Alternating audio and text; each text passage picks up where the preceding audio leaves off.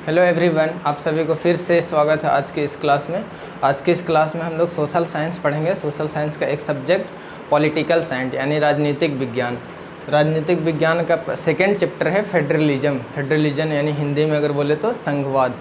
तो पिछले political science का जो सब्जेक्ट था उसमें एक चैप्टर पढ़ा है पावर शेयरिंग यानी सत्ता की साझेदारी।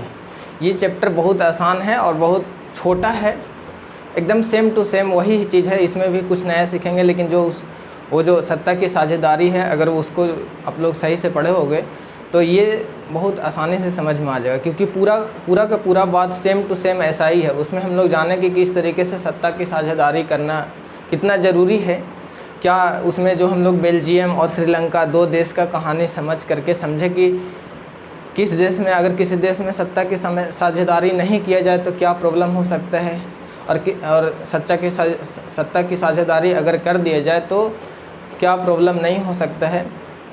तो उसमें ये भी जाने कि जो 3 तरीके का फॉर्म्स ऑफ गवर्नमेंट होता है, यानी गवर्नमेंट का जो 3 कैटेगरी हो जाता है, स्टेज बढ़ जाता है, जो सेंट्रल गवर्नमेंट यानी केंद्र सरकार, राज्य सरकार और स्थानीय सरकार, कैसे कैसे देश को विकास करने के लिए सरकार को 3 भाग में बांट दिया गया, यानी किस तरीके से सत्ता को बंटवारा कर दिया गया है ताकि हर एक क्षेत्र का अपना एक नेता आए और अपने क्षेत्र को विकास करने के लिए अपने क्षेत्र को विकास करने के लिए उसको सत्ता दिया जाए ताकि वो अपना क्षेत्र को विकास कर सके। तो उस चैप्टर में हम समझें और ये भी अपने से सोच के देखो कि अगर हम सत्ता का बंटवारा नहीं करते तो सत्ता अगर एक किसी के पास होता तो इतने बड़े देश को चलाना, उसको मतलब जो भी एक जहाँ पर अगर सत्ता को केंद्रित कर दिया जाता, मात्र ये सिर्फ एक ही जगह सत्ता रहता तो उसे पूरे देश को विकास करने में बहुत कठिनाइयाँ आएगा।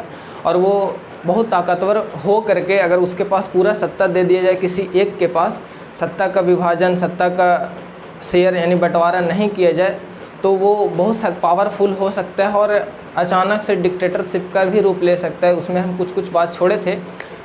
तो ये जो चैप्टर है, ये चैप्टर एकदम सेम मतलब इससे ही मिलता जुलता है। हम जो लास्ट में उस चैप्टर में जो हम बहुत सारा बात निकाले थे कि लिखाए थे कि संसद क्या होता है, संसद का अंग और वो सरकार का अंग, जो कार्यपालिका, विधायिका, न्यायपालिका, इसी तरीके से और उसमें जो 2 सदन बताए थे, जो लोकसभा, राज्यसभा, जिसको उच्च सदन, निम्न सदन भी बोला जाता है। तो जो भी उस चैप्टर में हम लास्ट में जो बताए थे वो सब आज इसमें सीखेंगे, अच्छे से सीखेंगे।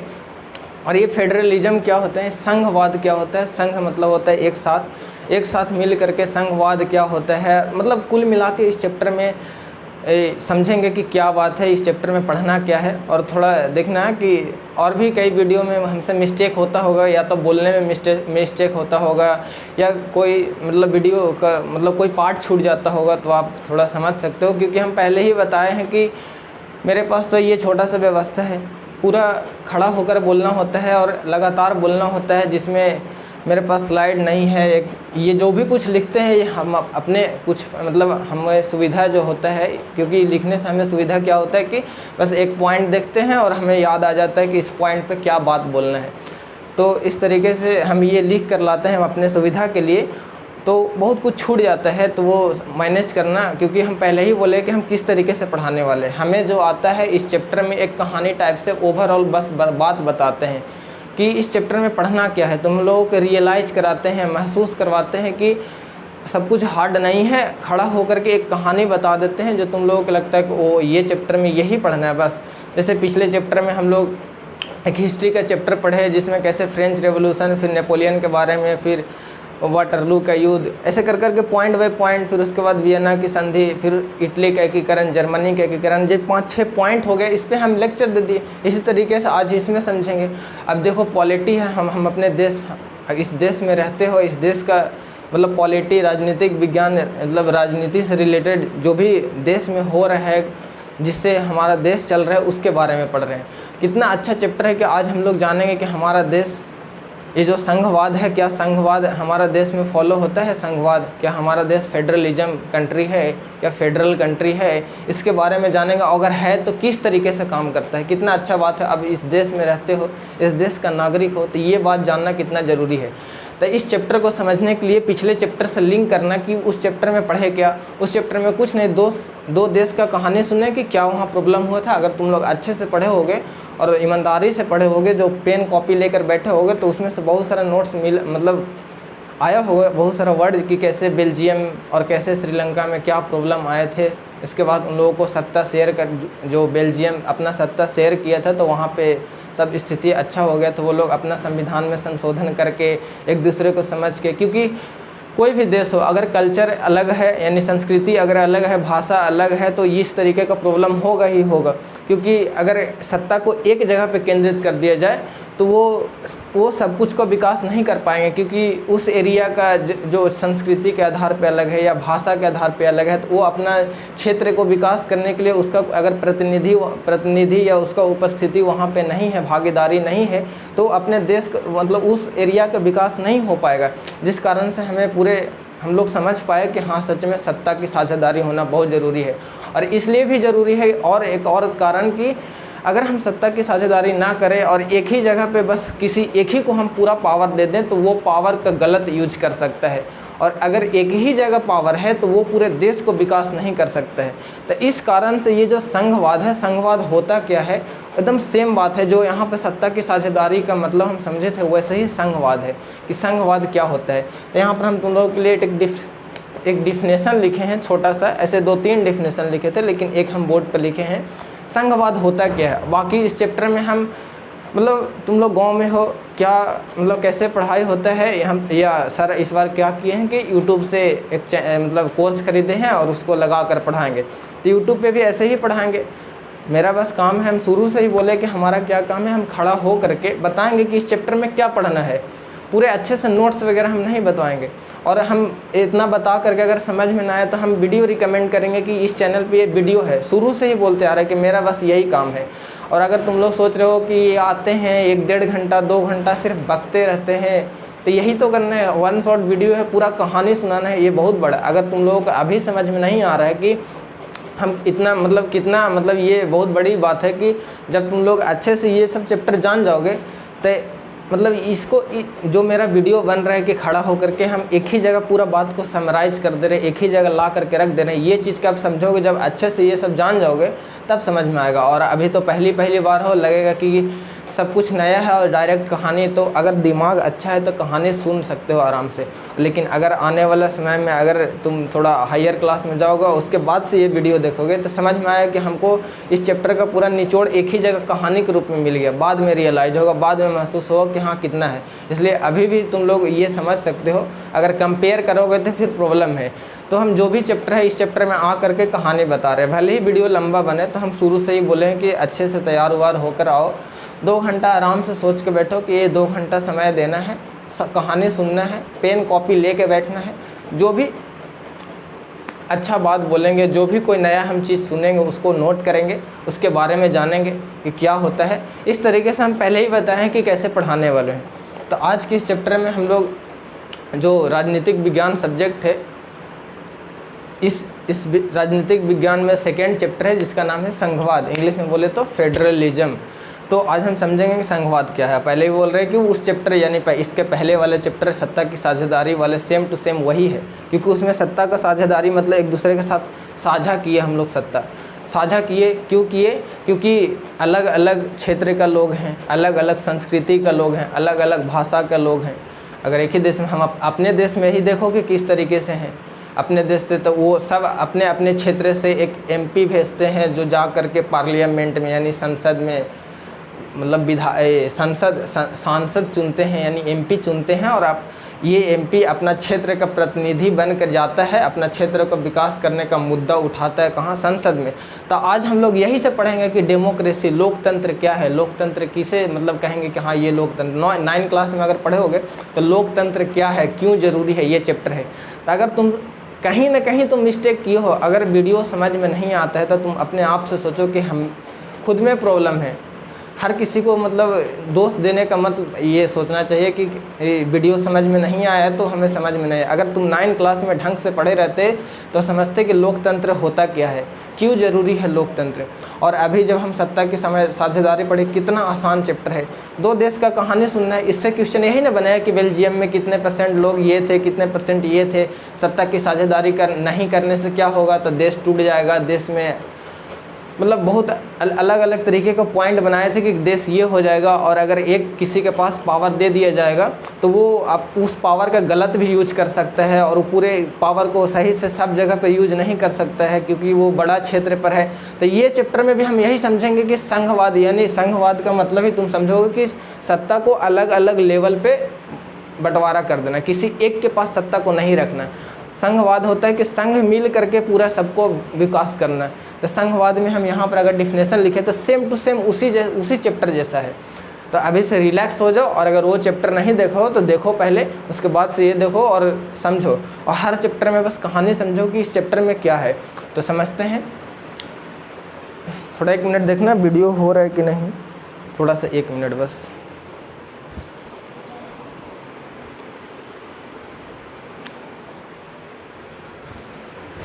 हाँ वीडियो हो रहा है, तो ये समझे। तो सबसे पहले समझेंगे कि फेडरलिज्म यानी संघवाद क्या होता है। संघवाद, तो यहाँ पे एक डिफिनेशन लिखे हैं कि संघवाद एक ऐसी शासन व्यवस्था है। कैसा क्या है? शासन व्यवस्था है। संघवाद एक ऐसी शासन व्यवस्था है जिसमें शासन करने की शक्तियाँ किसी एक जगह केंद्रित ना हो करके, संघवाद क्या है? एक शासन व्यवस्था है। शासन मतलब शासित, किसी देश पर शासन करने की एक व्यवस्था है। क्या है कि जिसमें शासन करने की जो शक्तियाँ होता है, अब शासन करने के लिए कुछ शक्ति है, अब उसमें हम आज सब कुछ बताएंगे। आज जब छोटा छोटा चीज़ बहुत कुछ जानोगे कि संसद क्या होता है, संसद के अंदर जो संसद का अंग कौन कौन होता है, सरकार का अंग कौन कौन होता है, सरकार का प्रकार क्या होता है, बहुत कुछ पॉइंट जानने वाले। सूची के बारे में जानोगे, MLA MP सब ले लोग क्या होते हैं। तो अभी से एकदम मतलब अच्छे से डेडिकेशन के साथ, और साथ ही साथ क्यूरियोसिटी के, हाँ जिज्ञासा रहे कि आज हम कुछ अच्छा सीखने वाले हैं। थोड़ा मन फ्रेश व्रेश हो करके रहो। अगर ऐसे ही देख रहे हो वीडियो तो मत देखो, और पेन कॉपी ले के ज़रूर बैठना। तो संघवाद एक ऐसी शासन व्यवस्था है जिसमें शासन करने की शक्तियाँ किसी एक जगह केंद्रित ना करके, बल्कि शक्तियों को क्षेत्रीय आधार पर बांट दिया जाता है। यही इसका मतलब है कि अब देखो उसमें भी तो यही था कि कहीं एक जगह न दिए, क्योंकि वो विकास नहीं कर पाएगा। तो विकास करने के लिए हम क्या किए कि अलग अलग स्टेज में बांट दिए। अब अलग अलग स्टेज क्या होता है सत्ता के लिए, सत्ता में, सरकार में अलग अलग स्टेज होता है कि एक केंद्र सरकार के पास कुछ शक्ति दे दिए, एक राज्य सरकार के पास कुछ शक्ति दे दिए, एक स्थानीय सरकार के पास शक्ति दे दिए। यानी शक्ति को अलग अलग सरकार के पास बांट दिए, ताकि क्षेत्र वाले जो सरकार है कि स्थानीय सरकार है वो अपने स्थानों, अपना अगल बगल जो भी क्षेत्र उसका विकास करे, राज्य वाले जो है अपने राज्य का विकास करे, और जो केंद्र सरकार है वो पूरे देश को विकास करे। मतलब कुछ कुछ बटा है तो कुछ ना कुछ बचता है। आज हम समझेंगे कि राज्य सरकार, केंद्र सरकार के लिए क्या काम है, राज्य सरकार के लिए क्या काम है, केंद्र सबसे निचले सरकार जो है उसका क्या काम है, कैसे कैसे इन लोगों का अलग अलग काम बटा हुआ है। तो आज इस चैप्टर में बहुत अच्छे से जानने वाले। तो संघवाद पहले समझ रहे कि संघवाद एक ऐसी शासन व्यवस्था है जिसमें शासन करने की शक्तियों किसी एक जगह केंद्रित ना हो करके, बल्कि शक्तियों को क्षेत्रीय आधार पर बांट दी जाती है। यही इसका मेन मतलब। आगे भी देखो, अर्थात मतलब सेम वही बात हम बोल रहे हैं। अर्थात इनके अंतर्गत शक्तियों को अलग अलग सरकार में बांट दी जाती है। देखो अलग अलग सरकार मतलब एक केंद्र सरकार, एक राज्य सरकार, एक स्थानीय सरकार, ये 3 सरकार में बांट दिए। तो यही तो फेडरलिज्म है कि फेडरलिज्म मतलब संघवाद, मतलब संघ मिल करके हम लोग कुछ करेंगे। तो फेडरलिज्म मतलब, और एक होता है, अब इसका प्रकार एक चीज़ होता है, तो एक संघवाद होता है तो दूसरा भी कुछ होता है। तो हाँ, एक एकात्मक, यहाँ पे एकात्मक, यहाँ पे हम कहीं पे लिखे होंगे एकात्मक शासन व्यवस्था, एक होता है संघात्मक शासन व्यवस्था। आगे पढ़ेंगे कि एकात्मक का मतलब कि बस उस देश में एक ही शासक है, वो अपने शक्ति का बंटवारा नहीं किया है।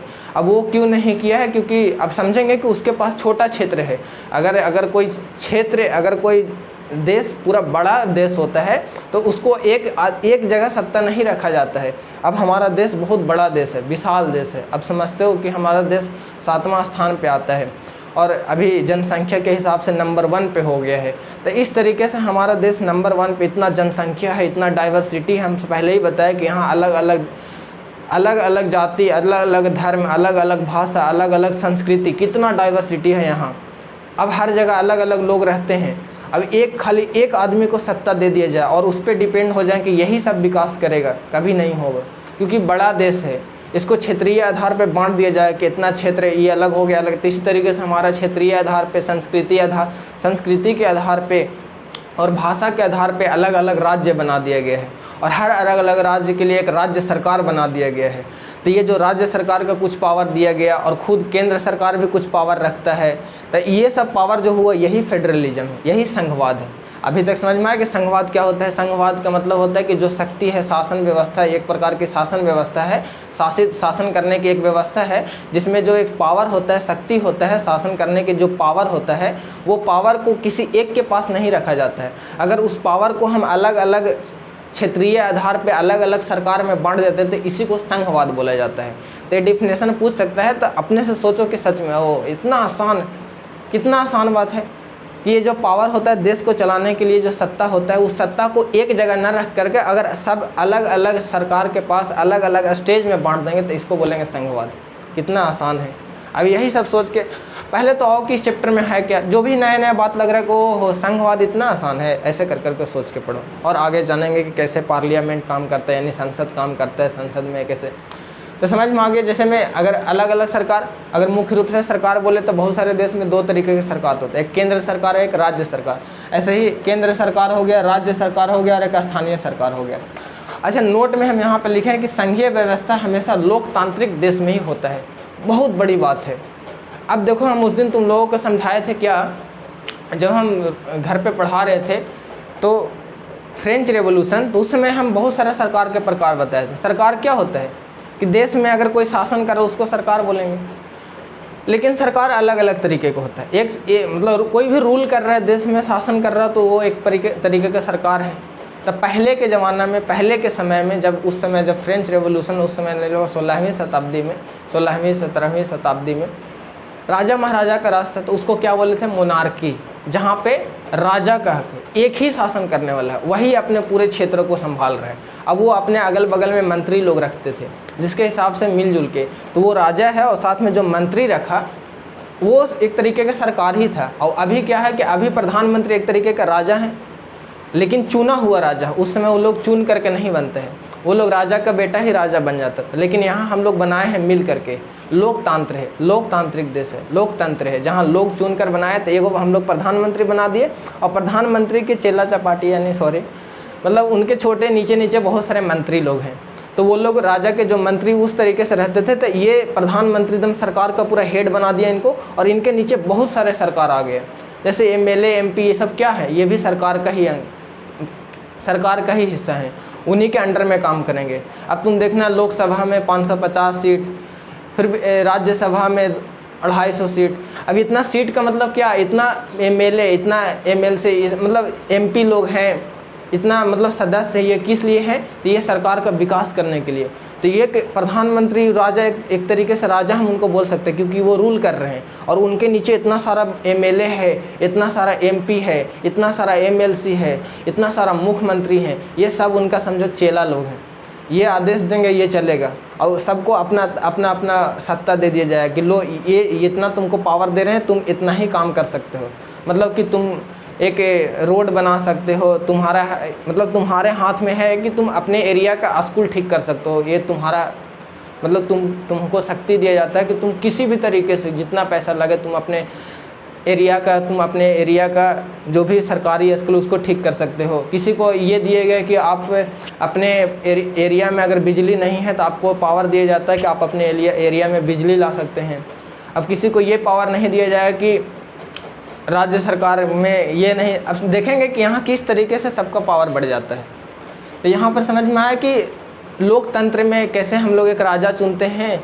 राजा मतलब राजा वो वाला राजा नहीं, क्योंकि वह संविधान के रूप में संविधान का फॉलो करके काम करता है, वो अपना मन से। और राजा होता है कि आज कुछ रात को सोचा कि कल इसको पीट देना है, कल इसको जान मार देना है, चूल्हा में झोंक देना है, उठा बस बुलाया और झोंक दिया। तो राजा अपने मन से एक ही दिन में एक ही समय में जस्ट एकदम दिमाग में उसका कानून बनता है और कानून फॉलो हो जाता है। आज मन किया कि कल से ये सब कुछ नहीं होगा, तो एक कानून बन गया, तो राजा अपने मन से कानून बना देता है। लेकिन यहाँ हमारे देश में एक संविधान है। अब उस पिछला वीडियो में बताए थे कि संविधान होता क्या है। देश को चलाने के लिए जो भी नियम कानून है उस पुस्तक में लिखा हुआ है, और उस पुस्तक को संविधान कहा जाता है। अब पिछला वीडियो में हम समझाए थे संविधान किसे कहता है। ये भी क्वेश्चन बन सकता है संविधान क्या है, तो संविधान बता सकते हो किसी देश को चलाने के लिए एक पुस्तक नियम कानून होता है, और जो नियम कानून जिस पुस्तक में लिखा रहता है उस पुस्तक को हम लोग संविधान बोलते हैं। और यही पुस्तक में लगभग 395 प्लस अनुच्छेद है। 395 जो अनुच्छेद है ना, यही नियम है, और इसी नियम पर हमारा पूरा देश चल रहा है। फिर अनुसूची है, भाग, इस तरीके से कैसे है और संविधान के बारे में आगे पढ़ोगे तो ये जो 395 प्लस अनुच्छेद है, यही अनुच्छेद से अभी तुम जो भी तुम घर में रहते होगे और जो भी कुछ लगता होगा नियम कानून, जैसे शादी 25 साल, ऐसे मतलब कोई भी रिस्ट्रिक्शन है कि शादी लड़की लोगों का इतना उम्र में, लड़का लोगों का इतना उम्र में, अगर कोई हाफ मर्डर किया है, फुल मर्डर किया है तो उसको क्या केस होगा, अगर कोई बलात्कार किया है तो उसको क्या दंड होगा, ये सब लिखा हुआ है कहाँ, संविधान में। जो कुछ भी तुम देख रहे हो कि ये तो नियम होगा, ये तो पुलिस वगैरह का, अगर कोई लड़का पुलिस को मार देता है, जब कुछ भी लगे कि ये तरीके का काम होता है, इस तरीके से एकदम हमेशा यही दम हर बार दम ऐसा ही रूल है, तो इसका मतलब ये कानून होगा। तो कहाँ होगा ये कानून लिखा हुआ, तो भारत के संविधान में। भारत के संविधान का जो पुस्तक है, जो हम अभी 395 अनुच्छेद बोल रहे हैं, यहीं कहीं ना कहीं लिखल होगा। तो इस तरीके से सोचो कितना अजीब है, दम मन में जिज्ञासा होना चाहिए कि हम पूरा सब कुछ जान जाएं, पूरा संविधान पढ़ लेंगे तब फिर ज्ञाता बन जाओगे, पूरा समझ जाओ। इस दुनिया में तुम्हें कोई मूर्ख नहीं बनाएगा। इस देश में तुम्हारा क्या स्वतंत्रता है, क्या तुम्हारा अधिकार है, क्या मतलब कि कोई भी हर तरीके का जो भी तुम्हारा मौलिक अधिकार है, सबके बारे में जानोगे और भी बहुत कुछ जानोगे। तो तुमको इस देश में कोई दबाने वाला नहीं है, इतना पावर है संविधान का पुस्तक। लेकिन समझ के थोड़ा ईमानदार आदमी बनो कि हाँ क्या है। इस तरीके से संविधान में इतना पावर है जिससे आज पूरा हमारा देश रेगुलेट हो रहा है। संविधान से बाहर हमारा प्रधानमंत्री भी नहीं है, प्रधानमंत्री भी संविधान के अंडर में है। संविधान में लिखा गया है कि प्रधानमंत्री को कितना शक्ति दिया जाएगा। इसका रक्षा कौन करता है, तो हम कल ही बताए थे कि कानून का रक्षा करता है कौन, न्यायपालिका कानून का रक्षा करता है। ये जो विधायिका है और कार्यपालिका है, ये सब तो ये अलग, विधायिका कानून बनाता है और कार्यपालिका उस कानून को लागू करवाता है, लोगों से करवाता है। और उस संविधान को रक्षा कौन करता है, तो ये सुप्रीम कोर्ट वगैरह हो गया, यानी कि इसको हम लोग बोलते हैं क्या, न्यायपालिका। तो इस तरीके से हम लोग कानून का रक्षा कर रहे हैं। अब देखो कानून का रक्षा कैसे किया, न्याय, तुम लोग का न्यायपालिका तो न्याय करता है। अरे मान लो कि तुम अगर कोई नियम कानून तोड़े, अब वो मान लो तुमको कोई सज़ा नहीं मिला, तो अगले बार से वो कानून टूट जाएगा कि नहीं, जे मन में आएगा वो करते जाएगा। अब जैसे ही कोई अगर कोई मर्डर किया या किसी का बलात्कार किया और वो एकदम तुरंत वहाँ से कार्रवाई हो गया, उसको एकदम न्याय मिल गया, उसको फांसी वगैरह कुछ भी जो भी दंड है मिल गया, तो हम कह सकते हैं ना कि ये कानून का बचाव किया। यानी कि जैसे हम इसको दंड दिए, अगला बार से कोई आदमी को मन में डर होगा, सबके मन में डर हो जाएगा कि अगला बार से ऐसा काम नहीं करेंगे। एक तो अगला बार से नहीं करेंगे मतलब कानून रक्षा हो रहा है, कानून को कोई उल्लंघन नहीं कर रहे थे। एक तरीके से समझ सकते हैं कि कानून कैसे रक्षा हुआ। इस तरीके से कानून का रक्षा हुआ। जैसे संविधान का पुस्तक है, जो भी उसमें कानून लिखा गया, जो भी नियम लिखा गया है, जो 395 प्लस अनुच्छेद है, जो भी उसमें हर चीज़ का बात लिखा गया है, वो सबका रक्षा करता है कौन, न्यायपालिका। अगर कोई व्यक्ति उसका उल्लंघन कर रहा है, उसको मानने से इनकार कर रहा है, उल्टा पल्टा काम कर रहा है, तो उस कानून के दायरे में ही रह करके उसको सज़ा मिलेगा। अब वो चाहे प्रधानमंत्री हो, चाहे राष्ट्रपति हो, कोई भी हो, सब संविधान के अंदर हैं। इसलिए संविधान से बड़ा कुछ नहीं। और लोकतांत्रिक, यहाँ जो लिखल है संघीय व्यवस्था हमेशा लोकतांत्रिक देश में होती है, देश में ही देखने को मिलती है। तो ये चीज़ क्यों समझा रहे हैं, क्योंकि लोकतंत्र रहेगा ही नहीं तो वहाँ संघवाद कैसा नाम आएगा। लोकतंत्र रहेगा, लोकतंत्र मतलब वहाँ सरकार है। और अगर हम बात करते हैं किसका, कि राजतंत्र का, तो राजतंत्र में कैसा सरकार है, वो तो खुद से कर रहे हैं, वो उसको ज़रूरी है कहीं पावर को भेजना करना। तब जब पावर बटेगा ही नहीं अलग अलग स्टेज में, तो उसको संघवाद कैसे बोलेंगे, संघवाद कैसे बोले इसको हम। संघवाद उसको बोलते हैं कि जो पावर है देश को चलाने का, जो भी शक्ति है, उसको एक जगह न रख करके उसको क्या कर रहे हैं कि अलग अलग स्टेज में हम लोग बांट दे रहे हैं, अलग अलग सरकार में डिवाइड कर दे रहे हैं, जिसमें केंद्र सरकार एगो अलग हो जा रहा है, राज्य सरकार अलग हो जा रहा है, स्थानीय सरकार अलग हो जा रहा है। ये लोगों को पावर दे दिया जा रहा है कुछ कुछ, कि आप लोग ये काम करने के लिए फ्री हैं। आप लोग ये काम नहीं कर सकते हैं। तो वो जो दिया जा रहा है कि आप लोग ये काम कर सकते हैं, वो कहाँ से मिल रहा है? संविधान के पुस्तक से। संविधान की पुस्तक में सब कुछ लिखा हुआ है। 3 गो वहाँ पे सूची लिखा हुआ है, केंद्र सूची, राज्य सूची और समवर्ती सूची। केंद्र सूची में केंद्र सरकार क्या क्या कर सकता है, उसके पास कितना पावर है, तो वो केंद्र सूची में लिखा हुआ है। राज्य सरकार क्या क्या कर सकता है उसके बारे में राज्य सूची में लिखा हुआ है। और अगर स्थानीय सरकार कैसा आएगा तो ये इसका अलग लिखा हुआ है।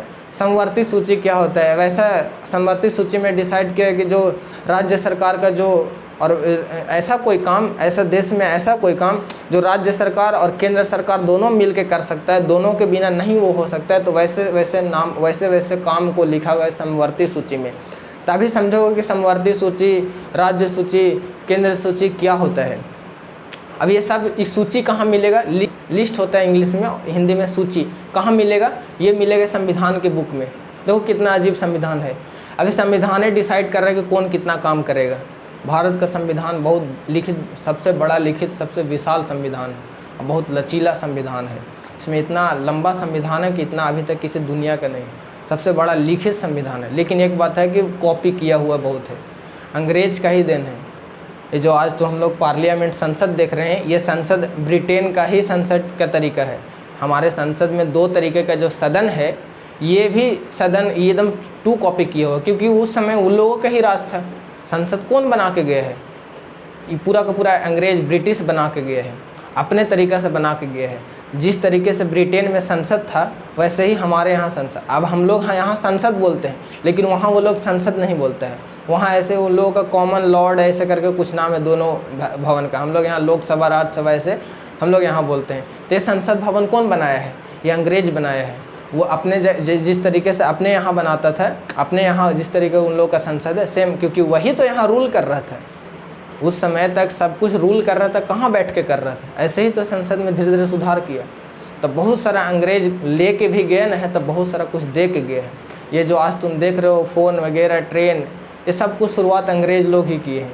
सबके बारे में इंडिया वाले जब थे उस समय, राजा महाराजा, सब कुछ नहीं होता था, होता आने वाला समय में, लेकिन शुरुआत में ये लोग ही किए।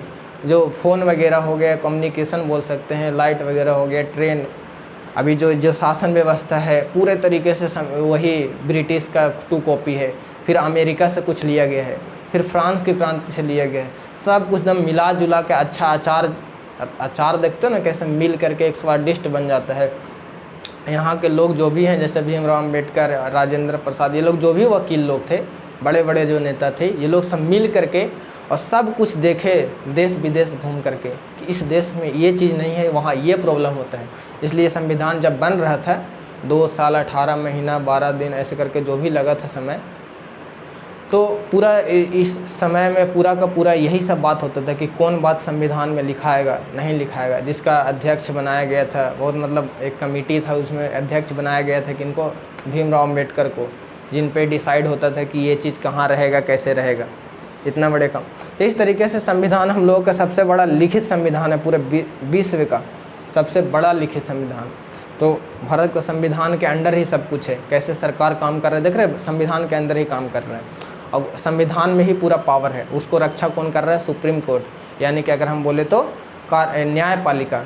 तो ये तीनों के बारे में आगे पढ़ेंगे। तो यहाँ समझ में आ गया कि संघवाद होता क्या है। एक लाइन में समझो कि संघवाद एक ऐसे शासन व्यवस्था है, किसी देश पर शासन करने की एक ऐसी व्यवस्था है कि जहाँ जो शक्ति होता है शासन करने का, वो एक जगह केंद्रित न करके अलग अलग क्षेत्रीय आधार पर बांट दिया जाता है शक्ति को। तो उसी को हम लोग संघवाद बोलते हैं। मतलब संघ मिल करके हम लोग विकास करने को, एक जगह केंद्रित करके नहीं रखते हैं शक्ति को, विकेंद्री करते हैं, विकेंद्रीकरण करते हैं। तो क्या इंडिया में विकेंद्रीकरण हुआ है? इस चैप्टर में आज जानेंगे। इस चैप्टर में ओवरऑल जो भी घटना है, मतलब हम लोगों के बारे में जानना है, हम लोगों को जानना है, वो जानेंगे। और देखो हमको पूरा विश्वास है, 100% हम श्योर हैं कि इस पिछला वीडियो में भी हम बोले थे कि ये जो होता है ना एमएलए, एमपी, अगर हम लोकसभा, राज्यसभा, विधानसभा, विधान परिषद, ये सब क्या होता है, वो पार्लियामेंट यानी संसद क्या होता है, संसद में सदन किसका क्या काम है, कैसे कानून बनता है, कैसे, कुछ नहीं पता होगा। क्योंकि हमको भी उस समय पता था जब हम घर पे पढ़ते थे, जहाँ तुम लोग आज पढ़ रहे हो, ये सब नहीं बताया गया था। लेकिन इस बार सर कोर्स लिए हैं, बहुत अच्छा। तो तुम लोग वहाँ से भी पढ़ना, हमसे भी पढ़ लो कि ओवरऑल हम कहानी बता दे रहे हैं कि इस चैप्टर में पढ़ना क्या है। तो आराम से दिमाग खोल के सब कुछ रखो।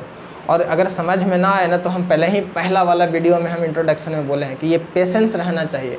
अगर अभी तक जो 3 वीडियो बनाए और अगर तुम लोगों को गुस्सा आ रहा है कि बैठ ये क्या पढ़ा रहे हो, मजबूरी में पढ़ रहे हो, तो ये पेशेंस नहीं है तुम लोगों के पास, जिज्ञासा नहीं है। अब ये सब कितना अच्छा बात है कि इस देश का नागरिक हो, इस देश में रह रहे हो और ये सब चीज़ के बारे में नहीं जानोगे। एकदम अंदर से क्यूरियोसिटी, जिज्ञासा आना चाहिए कि नहीं, इस देश का नागरिक हम तो ये सब जान के रहेंगे, कितना मज़ा आएगा। ताकि हमें कोई दबाए नहीं, हम सब कुछ जाने, हर किसी से अच्छे से बातचीत करें कि नहीं हमारा ये अधिकार है, हमारा ये, आप हमारे साथ ये कर रहे हैं, इस तरीके से कितना अच्छा बात है। तो जानो, थोड़ा ध्यान से जानो कि हमारा देश में कैसे काम होता है। प्रधानमंत्री, मुख्यमंत्री, कोई भी आदमी हो, देश का कोई भी नागरिक हो, देश का प्रथम नागरिक बोला जाता है किनको? राष्ट्रपति को। वो भी संविधान के अंडर में है, संविधान से बाहर कोई नहीं है। सब कुछ जो भी कुछ काम करें संविधान के अंडर ही रह के काम करेंगे। संविधान हमारा देश का पूरा ये है, उसी से पूरा चल रहा है कि कोई भी संविधान के बाहर कोई काम ऐसा करता है तो संविधान में सब प्रावधान है कि अगर ऐसा कोई काम करता है कोई भी व्यक्ति हो तो उसको ये सज़ा मिलना चाहिए। इस तरीके से हमारा देश रेगुलेट होता है, चलता है। तो समझ में आ गया कि संघवाद का एक मीनिंग समझ गया। तुम लोग देख लेना डेफिनेशन, एकदम एग्जाम में आएगा तो छापोगे, ऐसा ही 2 नंबर का अगर आएगा तो 2 नंबर मिल जाएगा। अब ये जो हम यहाँ पर लिखे संघीय व्यवस्था जो होता है हमेशा लोकतांत्रिक देश में ही होता है, लोकतांत्रिक देश में ही होना ही चाहिए। तुम सोच के देखो कि लोकतांत्रिक देश के अलावा और कौन कौन कैसा होता है। तो एक होता है राजतंत्र, तो राजतंत्र में कैसे आएगा संघीय व्यवस्था? राजा एगो है ये, तो वो कैसे शक्ति को, और कोई राजा चाहता है कि हम तुमको भी राजा बना दें? राजा अगर दूसरे राजा को बना रहा है और आप कुछ शक्ति उसको दे रहे हैं तब हम बोले हैं कि हाँ राजतंत्र में भी हो सकता है। लेकिन राजा कौन ऐसा करता है? राजतंत्र तो एक ही राजा होता है उस ई का। उसी तरीके से एक हम बोले थे डिक्टेटरशिप, यानी तानाशाह। तानाशाह क्या होता है? वो वोट से इलेक्शन, मतलब इलेक्ट होके जाता है लोगों के द्वारा ही, लेकिन जब उसके पास सत्ता आ जाता है, पूरा सैन्य शक्ति उसके हाथ में आता है, तो अपने आप को डिक्टेटर घोषित करता है। कि कैसे, हम ये हिटलर के बारे में पढ़ाए थे कि कैसे हिटलर चुनाव से गया, नाजी पार्टी उसका था और फासीवाद ऐसे, तो वो कैसे गया और अपने आप को डिक्टेटर ऐसे करके ऐसे ही खड़ा रहता है, ऐसे मतलब उसका पोज है। तो इस तरीके से उसका जो भी पार्टी था तो वो कैसे डिक्टेटरशिप बन गया। तो वो भी एक ही था शासक, वो कहाँ और किसी को डिक्टेटरशिप बना रहा था कि तुम भी थोड़ा निचला लेवल का बन जाओ, तुम ये संभालना। उसमें भी नहीं हो पाएगा क्या? संघवाद। और अगर बोले और कौन सरकार बच गया? अच्छा, लोकतंत्र और गणतंत्र। गणतंत्र तो इसी के अंदर होता है कि जहाँ इलेक्शन हो रहा है। रिपब्लिक और डेमोक्रेसी जैसा वर्ड कहाँ से आया था? फ्रेंच रेवोल्यूशन से। तो दोनों लगभग सेम ही वर्ड है कि जहाँ इलेक्शन होने लगे। बाकी जो और अलग अलग हायरार्की एक होता है, तो इस तरीके से बाकी दोनों छोड़ करके बाकी सरकार है ये सब में एग्जिस्ट नहीं करता है। क्या? संघवाद। संघवाद हमेशा कहाँ होता है? लोकतांत्रिक देश में। लोकतांत्रिक देश में जहाँ अलग लोग सत्ता, मतलब वोट से किसी एक को चुनते हैं और वो जो चुनते हैं उसके पास पूरा पावर नहीं देने का, पावर को शेयर कर देना दूसरे के साथ, वही तो संघवाद है।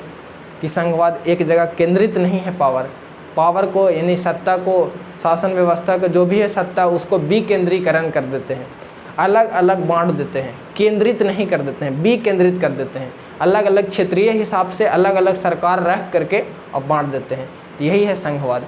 इस चैप्टर का मेन यही था कि संघवाद क्या है, और सत्ता की साझेदारी एकदम सेम टू सेम यही है। सत्ता की साझेदारी मतलब कि क्षेत्रों के, अलग अलग क्षेत्रों को लोगों को भी पार्टिसिपेशन दें, लोगों के साथ भेदभाव ना करें। अलग संस्कृति का है, अलग भाषा बोलने वाला है, लेकिन देश में रह रहा है, तो सबका पार्टिसिपेशन होना चाहिए हमारे देश में। हम लोग मिल के कानून बनाएंगे। अगर कोई कानून बन रहा है तो सबका सहमति होना चाहिए। तो ये जो यहाँ पर सबको बुलाए कि आइए हम लोग मिल के सब कुछ करेंगे, तो यही होता है साझेदारी।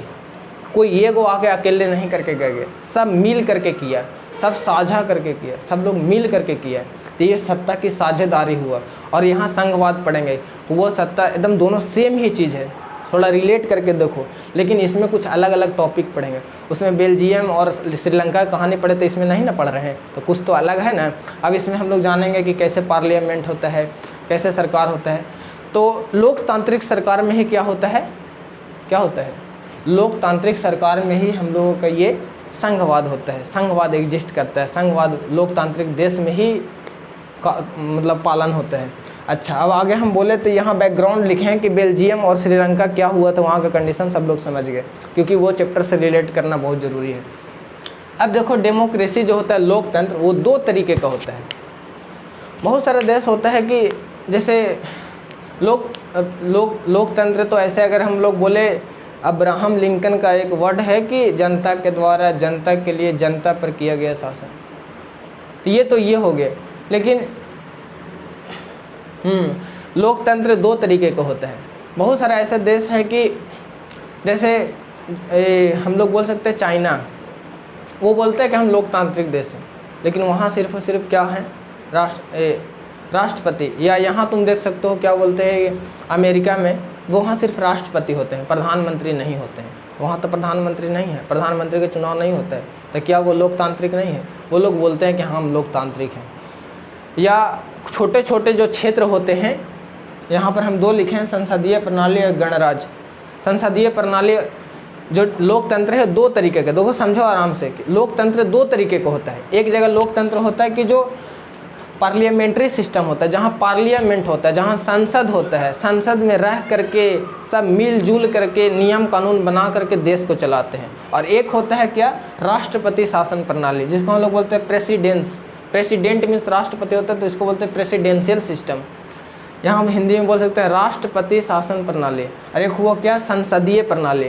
संसदीय प्रणाली मतलब कि जो भी कुछ होगा संसद में होगा और देश को चलाने के लिए। हम उस दिन भी बताए थे कि संसद होता क्या है, तो देश का चलाने के लिए।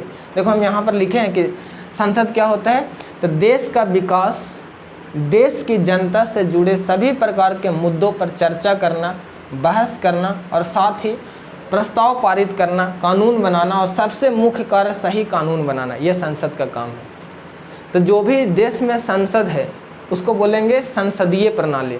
संसद किस लिए होता है कि देश को विकास करने के लिए लोग मिल करके, मतलब वहाँ पे जो भी प्रतिनिधि चुन के जाते हैं अलग अलग क्षेत्रों से, जिसको हम लोग एमपी बोलते हैं, सांसद बोलते हैं, या और समझोगे कि कैसे कैसे वो लोग जा करके अपने क्षेत्र को विकास के लिए वहाँ मुद्दा रखते हैं, देश को विकास के लिए वहाँ पे मुद्दा रखते हैं। किसी प्रकार का समस्या है जिस क्षेत्र में, वहाँ पे मुद्दा रखते हैं, हमारे क्षेत्र में ये समस्या है, हमें ये चाहिए, तो मिल करके सब लोग अपना जो भी बात है, बहस होता है कि ये बात है तो ये कीजिए, मतलब कुछ भी हो, संसद में ये लोग जा करके बैठ करके और बात करते हैं, वहाँ कानून बनता है, सब एक दूसरे के साथ लोकसभा से राज्यसभा सब जगह पास हो करके राष्ट्रपति का सिग्नेचर लास्ट में होता है। उसके बाद से वो देश के लिए कानून बन जाता है, फिर उस एरिया में लागू होने लगता है।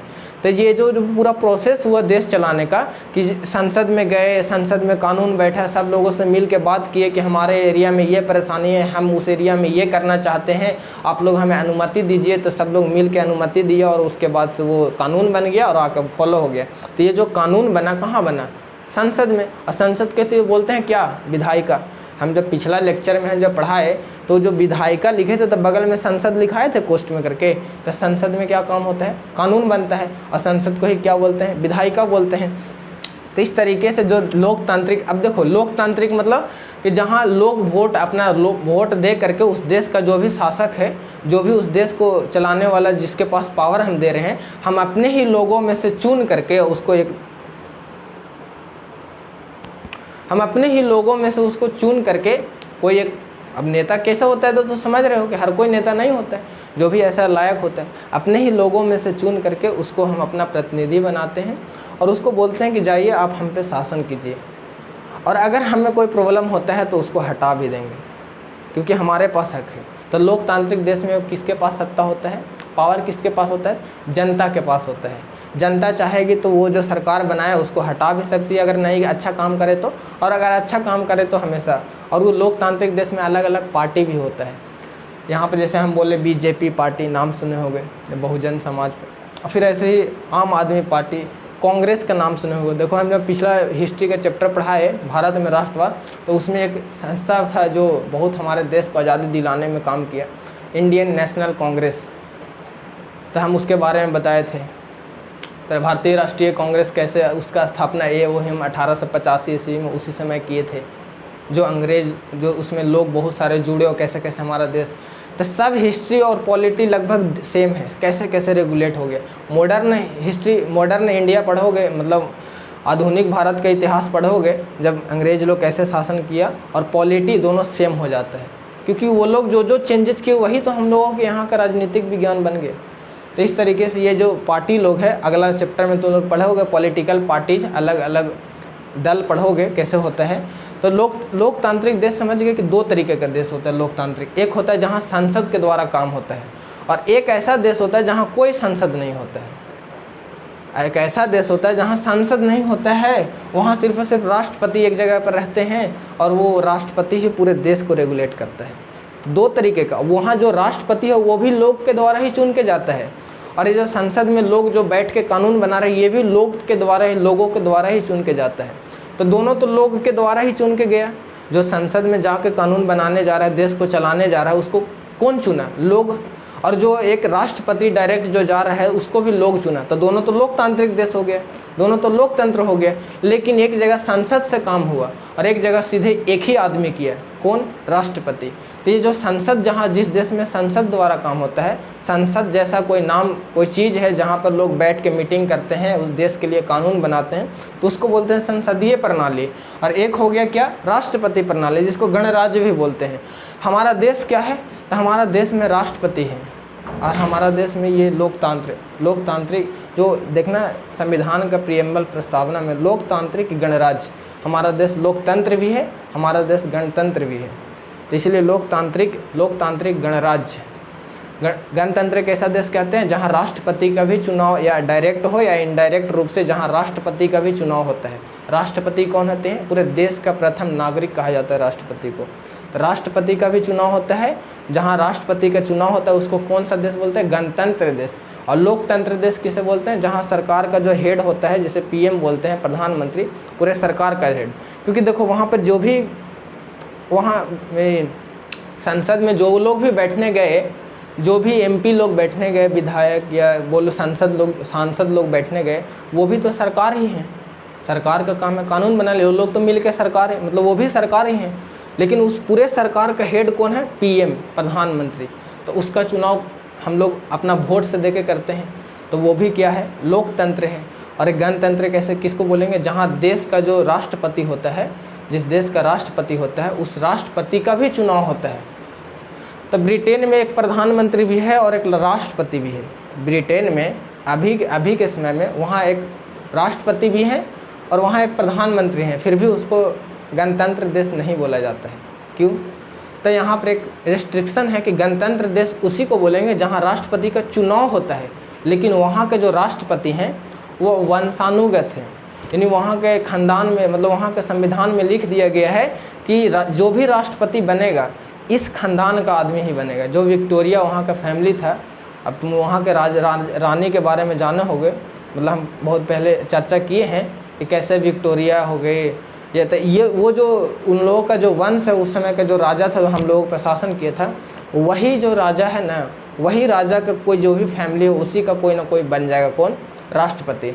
उसको कोई लोग नहीं चुने जाएंगे, वो लोग आपस में डिसाइड करेंगे कि अगला राष्ट्रपति कौन बनेगा। तो वहाँ जो है राष्ट्रपति का चुनाव नहीं हुआ। कहाँ? ब्रिटेन में। तो वो गणतंत्र देश नहीं है, लेकिन वहाँ राष्ट्रपति है। ऐसे डिफिनेशन नहीं बोलना कि जहाँ राष्ट्रपति होते हैं वो गणतंत्र।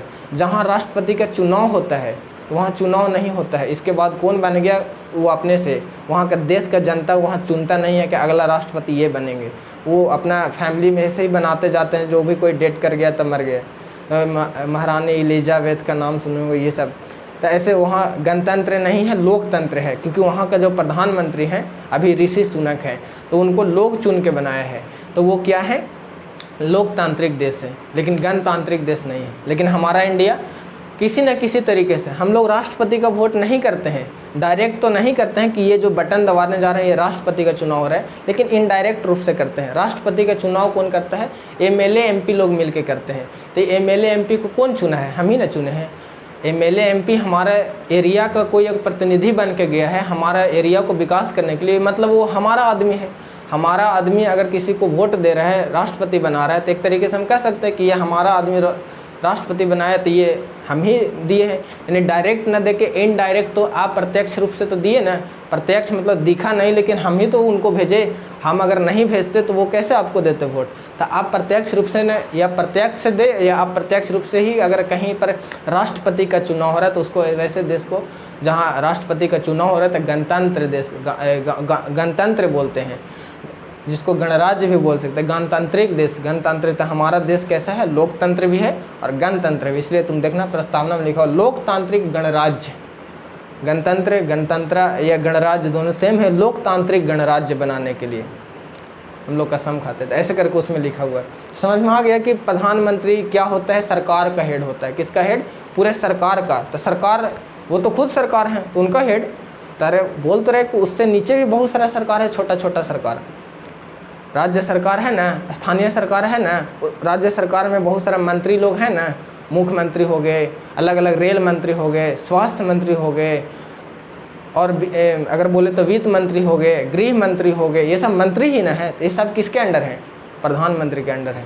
तो प्रधानमंत्री पूरे जो सरकार इतना जो भी ये सब के सब क्या है, सरकार। जो भी अलग अलग प्रकार के जो हम मंत्री बताए, जो भी जो संसद में बैठने जाता है, एमएलए जो 500 कितना 50 गो सीट है, तो 550 ये पूरे देश से पूरा 550 सीट के मतलब वहाँ जाता है। अभी तो 543 है, तो इतना कहाँ विधायक, इतना एकदम सांसद लोग जाते हैं कहाँ, अपने अपने क्षेत्रों से अपना क्षेत्र का विकास करने के लिए। इसलिए बोल रहे हैं अच्छे से पढ़ो, और जो यहाँ आते हैं सांसद विधायक वोट लेने, तो ऐसे लोगों को वोट दो कि हमारा देश को, क्योंकि तुम सोच के देखो कि हम अगर इनको अपना एमपी बना के भेज रहे हैं अपना देश के विकास के लिए, अपना एरिया के विकास के लिए, तो कोई अच्छा व्यक्ति को भेजेंगे।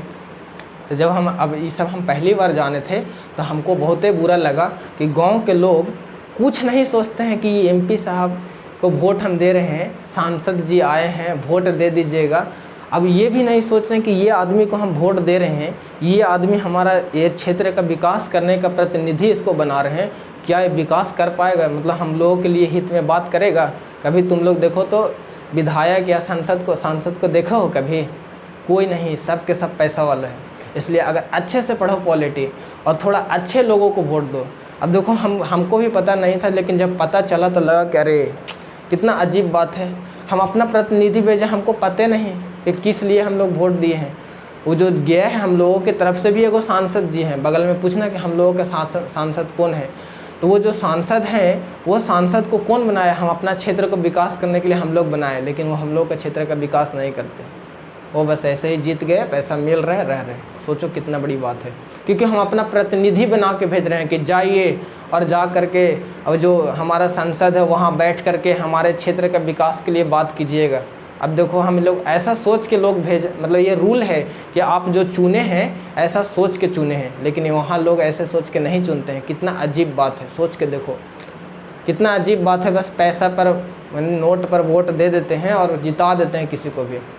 इतना अजीब स्थिति है। इसलिए कह रहे थोड़ा पढ़ो और अच्छा नागरिक बनो, थोड़ा समझदार बनो कि इस देश में जो भी है। इसलिए हम बार बार बोलते हैं कि जो भी सब्जेक्ट है सब के सब हम लोगों के ज्ञान है। देश में क्या चल रहा है, इतिहास हो गया या पॉलिटी राजनीतिक विज्ञान हो, कोई भी सब्जेक्ट हो, सब के सब क्या है, इन्फॉर्मेशन वाला चीज़ है।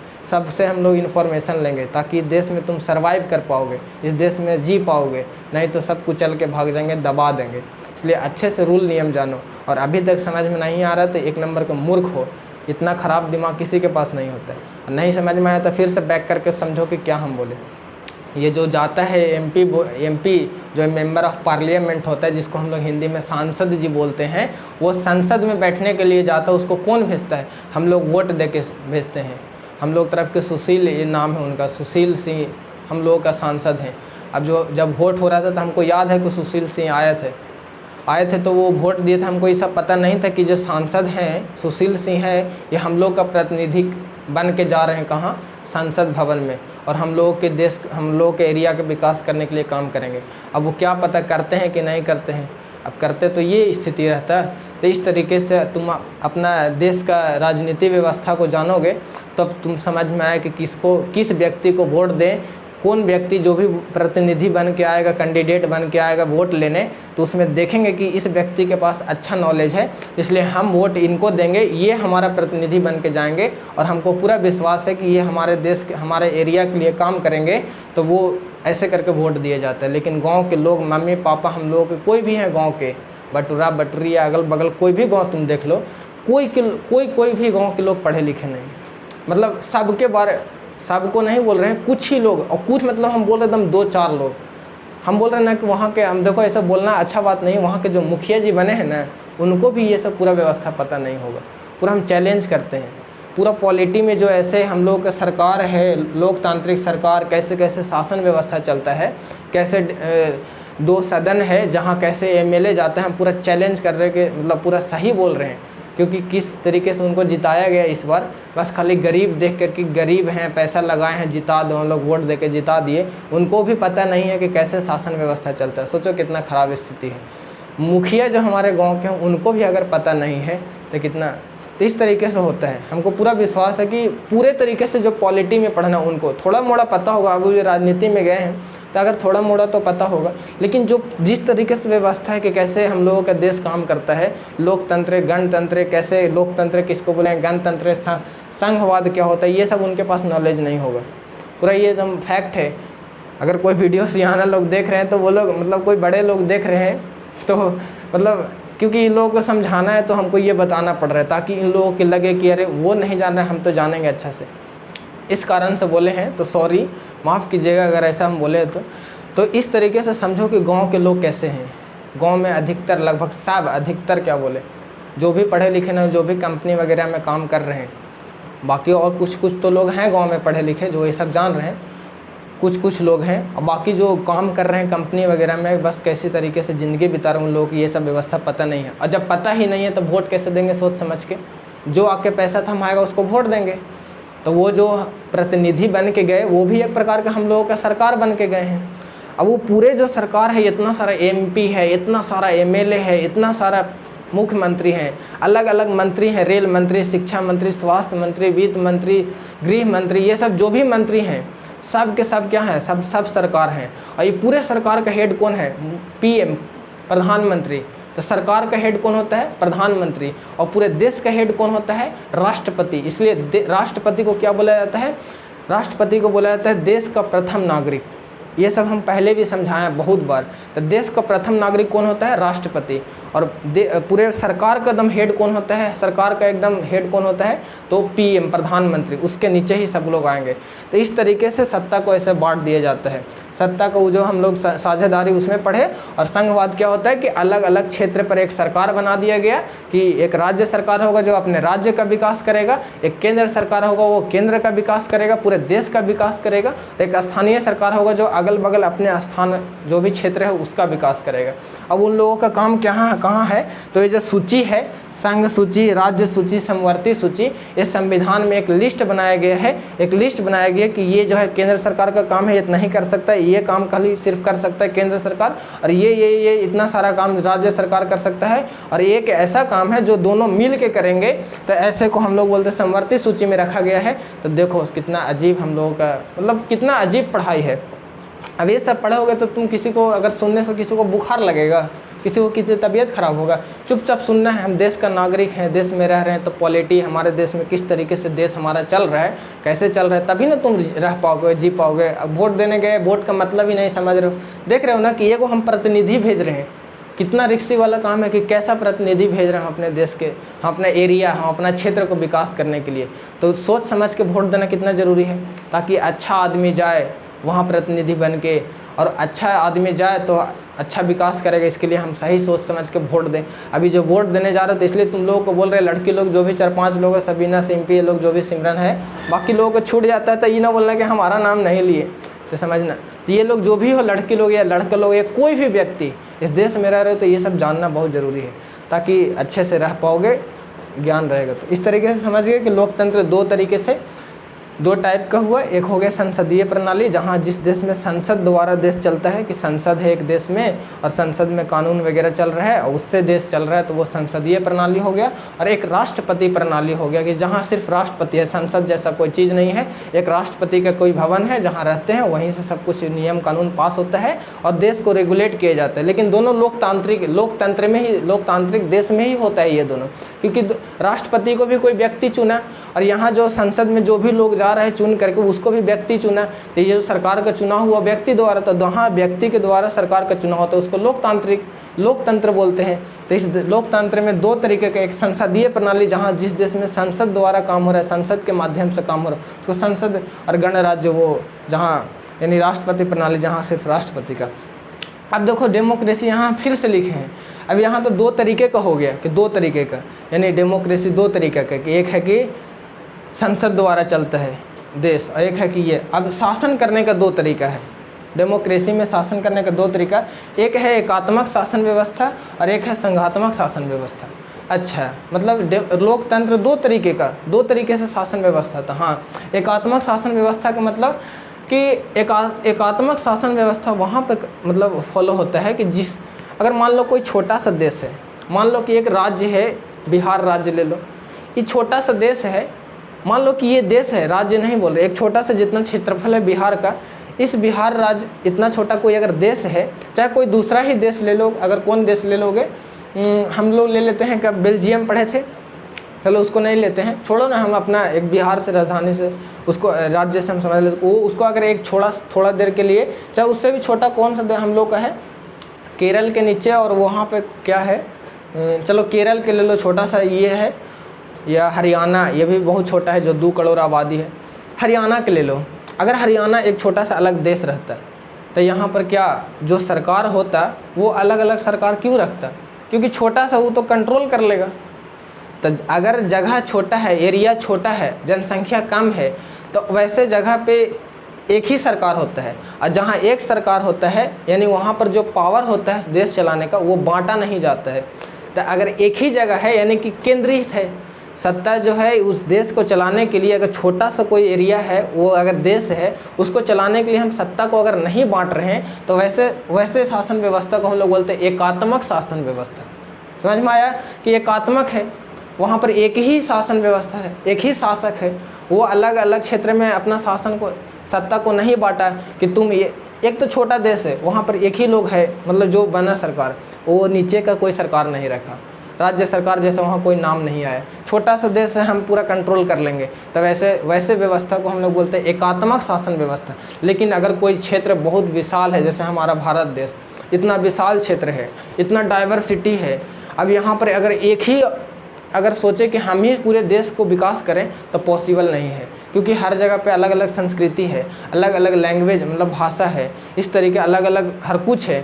तो जिसके कारण से क्या हुआ कि एक सरकार को न रख करके क्षेत्र के आधार पर कि आप इतना बिहार को संभालिए, आप यूपी को संभालिए, आप मध्य प्रदेश को संभालिए, आप महाराष्ट्र को संभालिए, आप आसाम को संभालिए, आप मिजोरम को संभालिए, आप जम्मू कश्मीर को तो अभी वो केंद्र शासित प्रदेश बन गया, इसी तरीके से आप हरियाणा को, गुजरात को, ऐसे कर करके महाराष्ट्र वगैरह जो कुछ भी है, तमिलनाडु हो गया, केरल हो गया, जो कुछ भी जो भी हमारे देश में जो भी 28 राज्य है, सब राज्य के प्रधान मुख्यमंत्री या उस राज्य से जो भी प्रतिनिधि बन के आया है, कौन MP, जो भी अपने क्या संसद में आया है बन के अपना राज्य से, जिस राज्य से, उस राज्य में जिस क्षेत्र से आया है उसको कुछ पावर दे देंगे कि हम सिर्फ हमसे नहीं चलेगा, क्योंकि हम इतना बड़ा एरिया को कैसे संभालेंगे। तो बड़ा एरिया अगर बहुत देश, ऐसा कोई देश जहाँ बड़ा एरिया है, तो उस देश को सही से चलाने के लिए संघात्मक व्यवस्था है। और वही चीज़ हम पढ़ रहे हैं आज, संघवाद क्यों पढ़ा थे, संघवाद क्यों जरूरी है, समझ में आ गया, संघात्मक व्यवस्था क्यों जरूरी है। अगर कोई क्षेत्र बहुत बड़ा है तो उस क्षेत्र पर कंट्रोल करने के लिए सत्ता एक के पास न रह करके उस सत्ता को अलग अलग क्षेत्रीय आधार पर बांट दिया जाता है, तो उसको बोलते हैं संघवाद, संघात्मक व्यवस्था। देखो इसीलिए हम यहाँ पर पढ़ाए, एक तो यहाँ पर लोकतंत्र दो तरीके का पढ़ा है कि लोकतंत्र दो तरीके का हो सकता है, एक होता है कि जहाँ संसद द्वारा देश चल रहा है, और एक होता है कि जहाँ सिर्फ राष्ट्रपति, संसद जैसा कोई नामो निशान नहीं है। और अगला हम बताया कि शासन करने का दो तरीका होता है, अगर एक तरीका क्या बोले, एकात्मक शासन व्यवस्था, एकात्मक, नामे से सुना, एकात्मक, एक ही शासन व्यवस्था है, यानी एक ही शासक है। क्यों एक शासक? क्योंकि एरिया छोटा है, वहाँ पे ज़रूरी नहीं है कि सत्ता को अलग अलग क्षेत्र में बांटे, वो कंट्रोल कर सकता है, तो उसको एकात्मक शासन व्यवस्था कहते हैं। और एक है फेडरल सिस्टम, जो आज हम लोग चैप्टर पढ़ रहे हैं, संघवाद। संघात्मक, संघात्मक मतलब संघ मिल करके, सब लोग मिल करके अलग अलग क्षेत्र का विकास करेंगे, यानी कि जो शक्ति है, जो पावर है देश को चलाने का, उस शक्ति को हम अलग अलग क्षेत्रों के आधार पर बांट देंगे, ताकि लोग में जब शक्ति बढ़ जाएगा तो लोग मतलब कैसा, अब तक समझ में आना चाहिए कि जो लोग में बांट रहे हैं वो कौन लोग हैं। सबको लोगों को नहीं दे दिया जा रहा कि ला तो ये काम, उस क्षेत्र का कोई ना कोई प्रतिनिधि है, कोई ना कोई नेता है जो यहाँ से चुन करके जा रहा है, कोई संसद भवन में जा रहा है, यानी कोई लोकसभा में जा रहा है।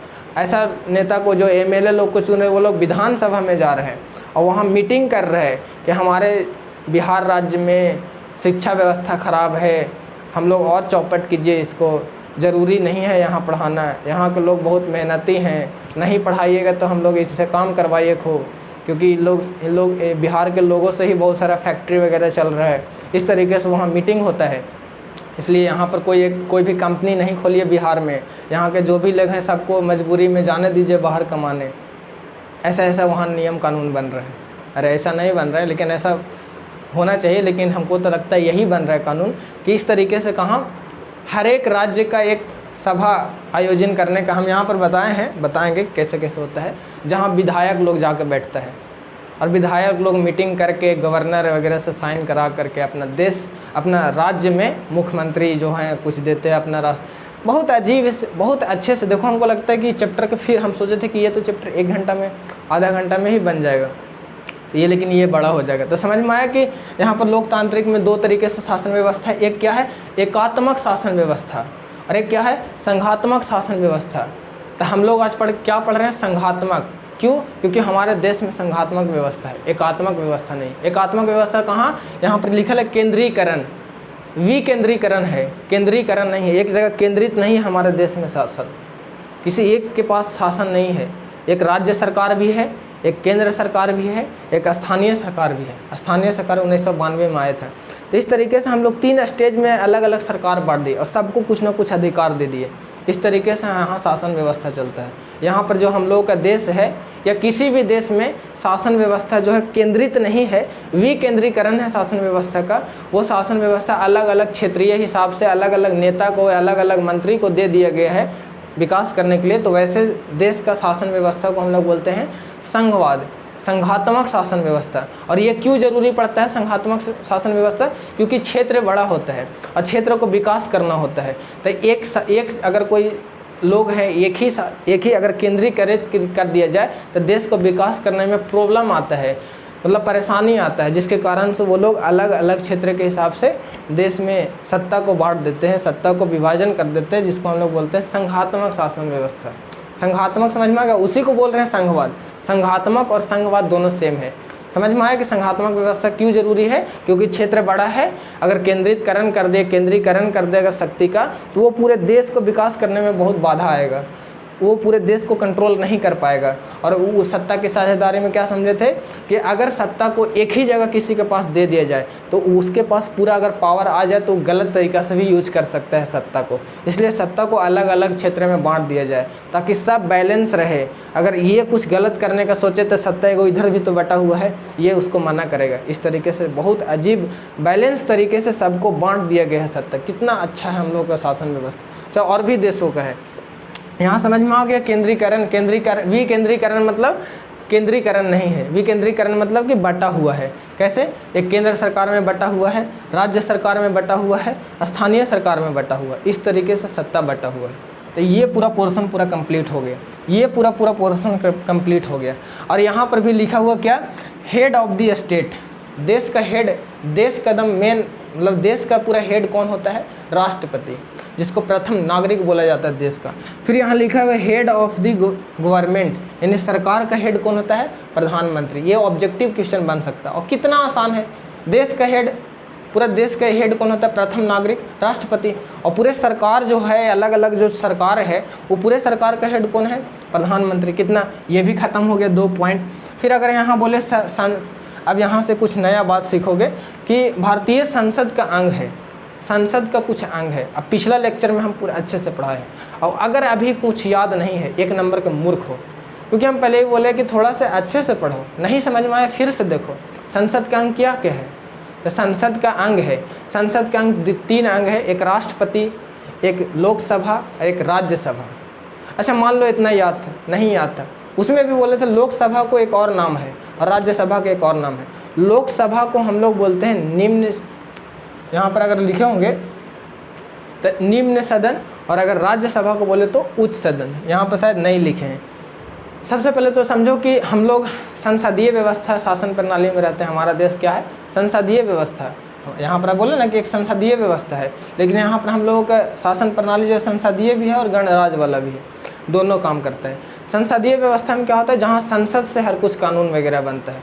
जो भी देश में विकास होता है वहाँ हर क्षेत्र का नेता लोग जाते हैं चुन करके, वहाँ कानून बनाते हैं अपने देश को, अपने क्षेत्र को विकास करने के लिए, आपस में बहस करते हैं और बहस करके उस संसद में बहस करके कानून पारित करते हैं। और कानून कैसे बनता है कि अगर कोई क्षेत्र का कोई नेता गया और कहा कि नहीं हमको अपना कानून बनाना है, या वहाँ जो भी MP लोग हैं देखे कि देश में ये प्रॉब्लम है, इस पर कानून बनाया जाए, तो कैसे बनेगा? सबसे पहले तो जो भी वहाँ का मेंबर है, 550 गो लोकसभा का और 250 गो राज्यसभा का, ये दोनों में बारी बारी से लोग बैठेंगे, ठीक।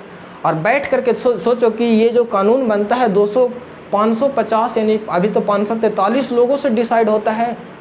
इसमें भी वोट होता है कि कौन कौन चाहता है कि ऐसा कानून बने, उसमें भी वोट जिसका ज़्यादा होता है। तो ऐसे करके सब लोग का राजी से, सब लोग की सहमति से पहले वहाँ पर मीटिंग होता है कि ये देखिए कानून बना रहे हैं, इस कानून में ये बात लिख रहे हैं। फिर वहाँ पर ऑपोजिशन पार्टी कि नहीं ये बात नहीं होना चाहिए, ऐसे करके बहस होता है खूब। बहस हो करके जब पूरे तरीक़े से कानून जब लगता है कि हाँ ये बात रहेगा, तो उस कानून को फिर ले जाया जाता है राज्यसभा में। राज्यसभा और लोकसभा कहाँ का सदन है? संसद का सदन है, संसद का अंग है। अंग मतलब क्या होता है कि तुम्हारा शरीर का अंग है, तो ये तुम्हारा शरीर का अंग है, ये हाथ भी पैर भी। इसी तरीके से संसद का कितना अंग है? 3 अंग है।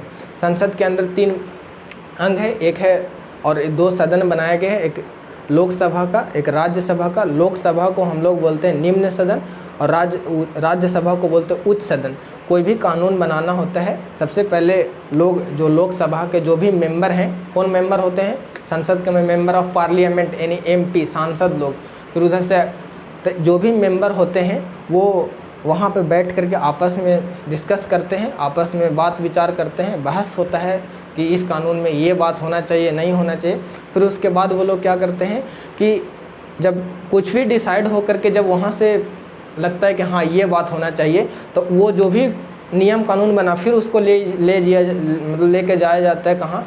राज्यसभा में। देखो पहले तो इतना सारे लोगों से डिसाइड हुआ, फिर वहाँ से गया राज्यसभा में। राज्यसभा में 250 मेंबर, अब अभी तो कुछ कम है, तो 250 मेंबर फिर वहाँ से गुजरा, और वहाँ जब डिसाइड हो गया कि हाँ ये बनना चाहिए, वहाँ भी वैसे ही बात विचार हुआ, तब जाता है राष्ट्रपति के पास और राष्ट्रपति उस पर सिग्नेचर करते हैं। उसके बाद से वो पूरा कानून बन जाता है और फिर पूरे देश में लागू हो जाता है। इस तरीके से समझो कानून कितना अजीब बनता है।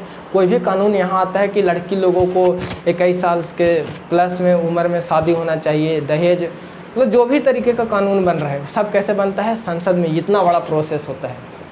अच्छा हम यहाँ पर लिखे हैं संसद का सत्र होता है। संसद में हमेशा काम नहीं होता है, क्योंकि सब हमेशा किसी का ड्यूटी होता है। अरे वो लोग जो MP लोग हैं, MLA लोग हैं, सब लोग एक तरीके के उन लोगों का नौकरी है, तो नौकरी सब दिन रहेगा, कुछ दिन तो छुट्टी रहेगा ना। तो संसद में 3 गो सत्र आता है। सत्र मतलब सेशन आता है, हर दिन काम नहीं होता है। एक सेशन आता है फरवरी से मार्च तक काम चलता है, फरवरी से लेकर के मई तक, मार्च नहीं, फरवरी से लेकर के मई तक। इस पहला को बोलते हैं बजट सेशन। बजट सेशन में क्या होता है कि बजट सेशन में बजट बनता है कि देश को कैसे विकास किया जाए, देश में कितना महंगाई है, क्या है, पूरे हर चीज़ बात पर चर्चा किया जाता है। फिर उसके बाद मतलब उसमें डिसाइड होता है लगभग बहुत सारा पेज का, लगभग 100 से 200-300 प्लस पेज का एकदम बहुत बड़ा लिस्ट तैयार होता है कि इस बार हम अपने देश को कैसे विकास करने जा रहे हैं। इस बार हम अपने देश में इतना पैसा शिक्षा पे खर्चा करेंगे, इतना पैसा हम लोग एग्रीकल्चर कृषि पर खर्चा करेंगे, इतना पैसा हम लोग सेना पर खर्चा करेंगे, इतना पैसा हम लोग बाहर से कमाएंगे। जो कुछ भी बात है कि इस बार हम लोग इतना टैक्स लेंगे, इस बार हम लोग पेट्रोल का दाम इतना, मतलब जो कुछ भी कानून बनता है तो ये बजट सेशन होता है, बजट निकलता है कि इस बार हम अपने लोग देश का विकास करने में हम लोग कितना पैसा खर्चा करने जा रहे हैं। वो जब बजट आता है बजट सेशन में, तो ऐसे ही पूरा देखा जाता है कि क्या इस बार की सरकार क्या करने जा रहे हैं। फिर उसके बाद से बजट सेशन हो गया, क्या फरवरी से लेकर मई के बीच में बजट सेशन होता है। फिर उसके बाद मानसून सेशन होता है, मानसून सत्र होता है। फिर उसके बाद जो चलता है जुलाई से सितंबर तक। फिर उसके बाद शीतकालीन सत्र कब तक चलता है, नवंबर से दिसंबर।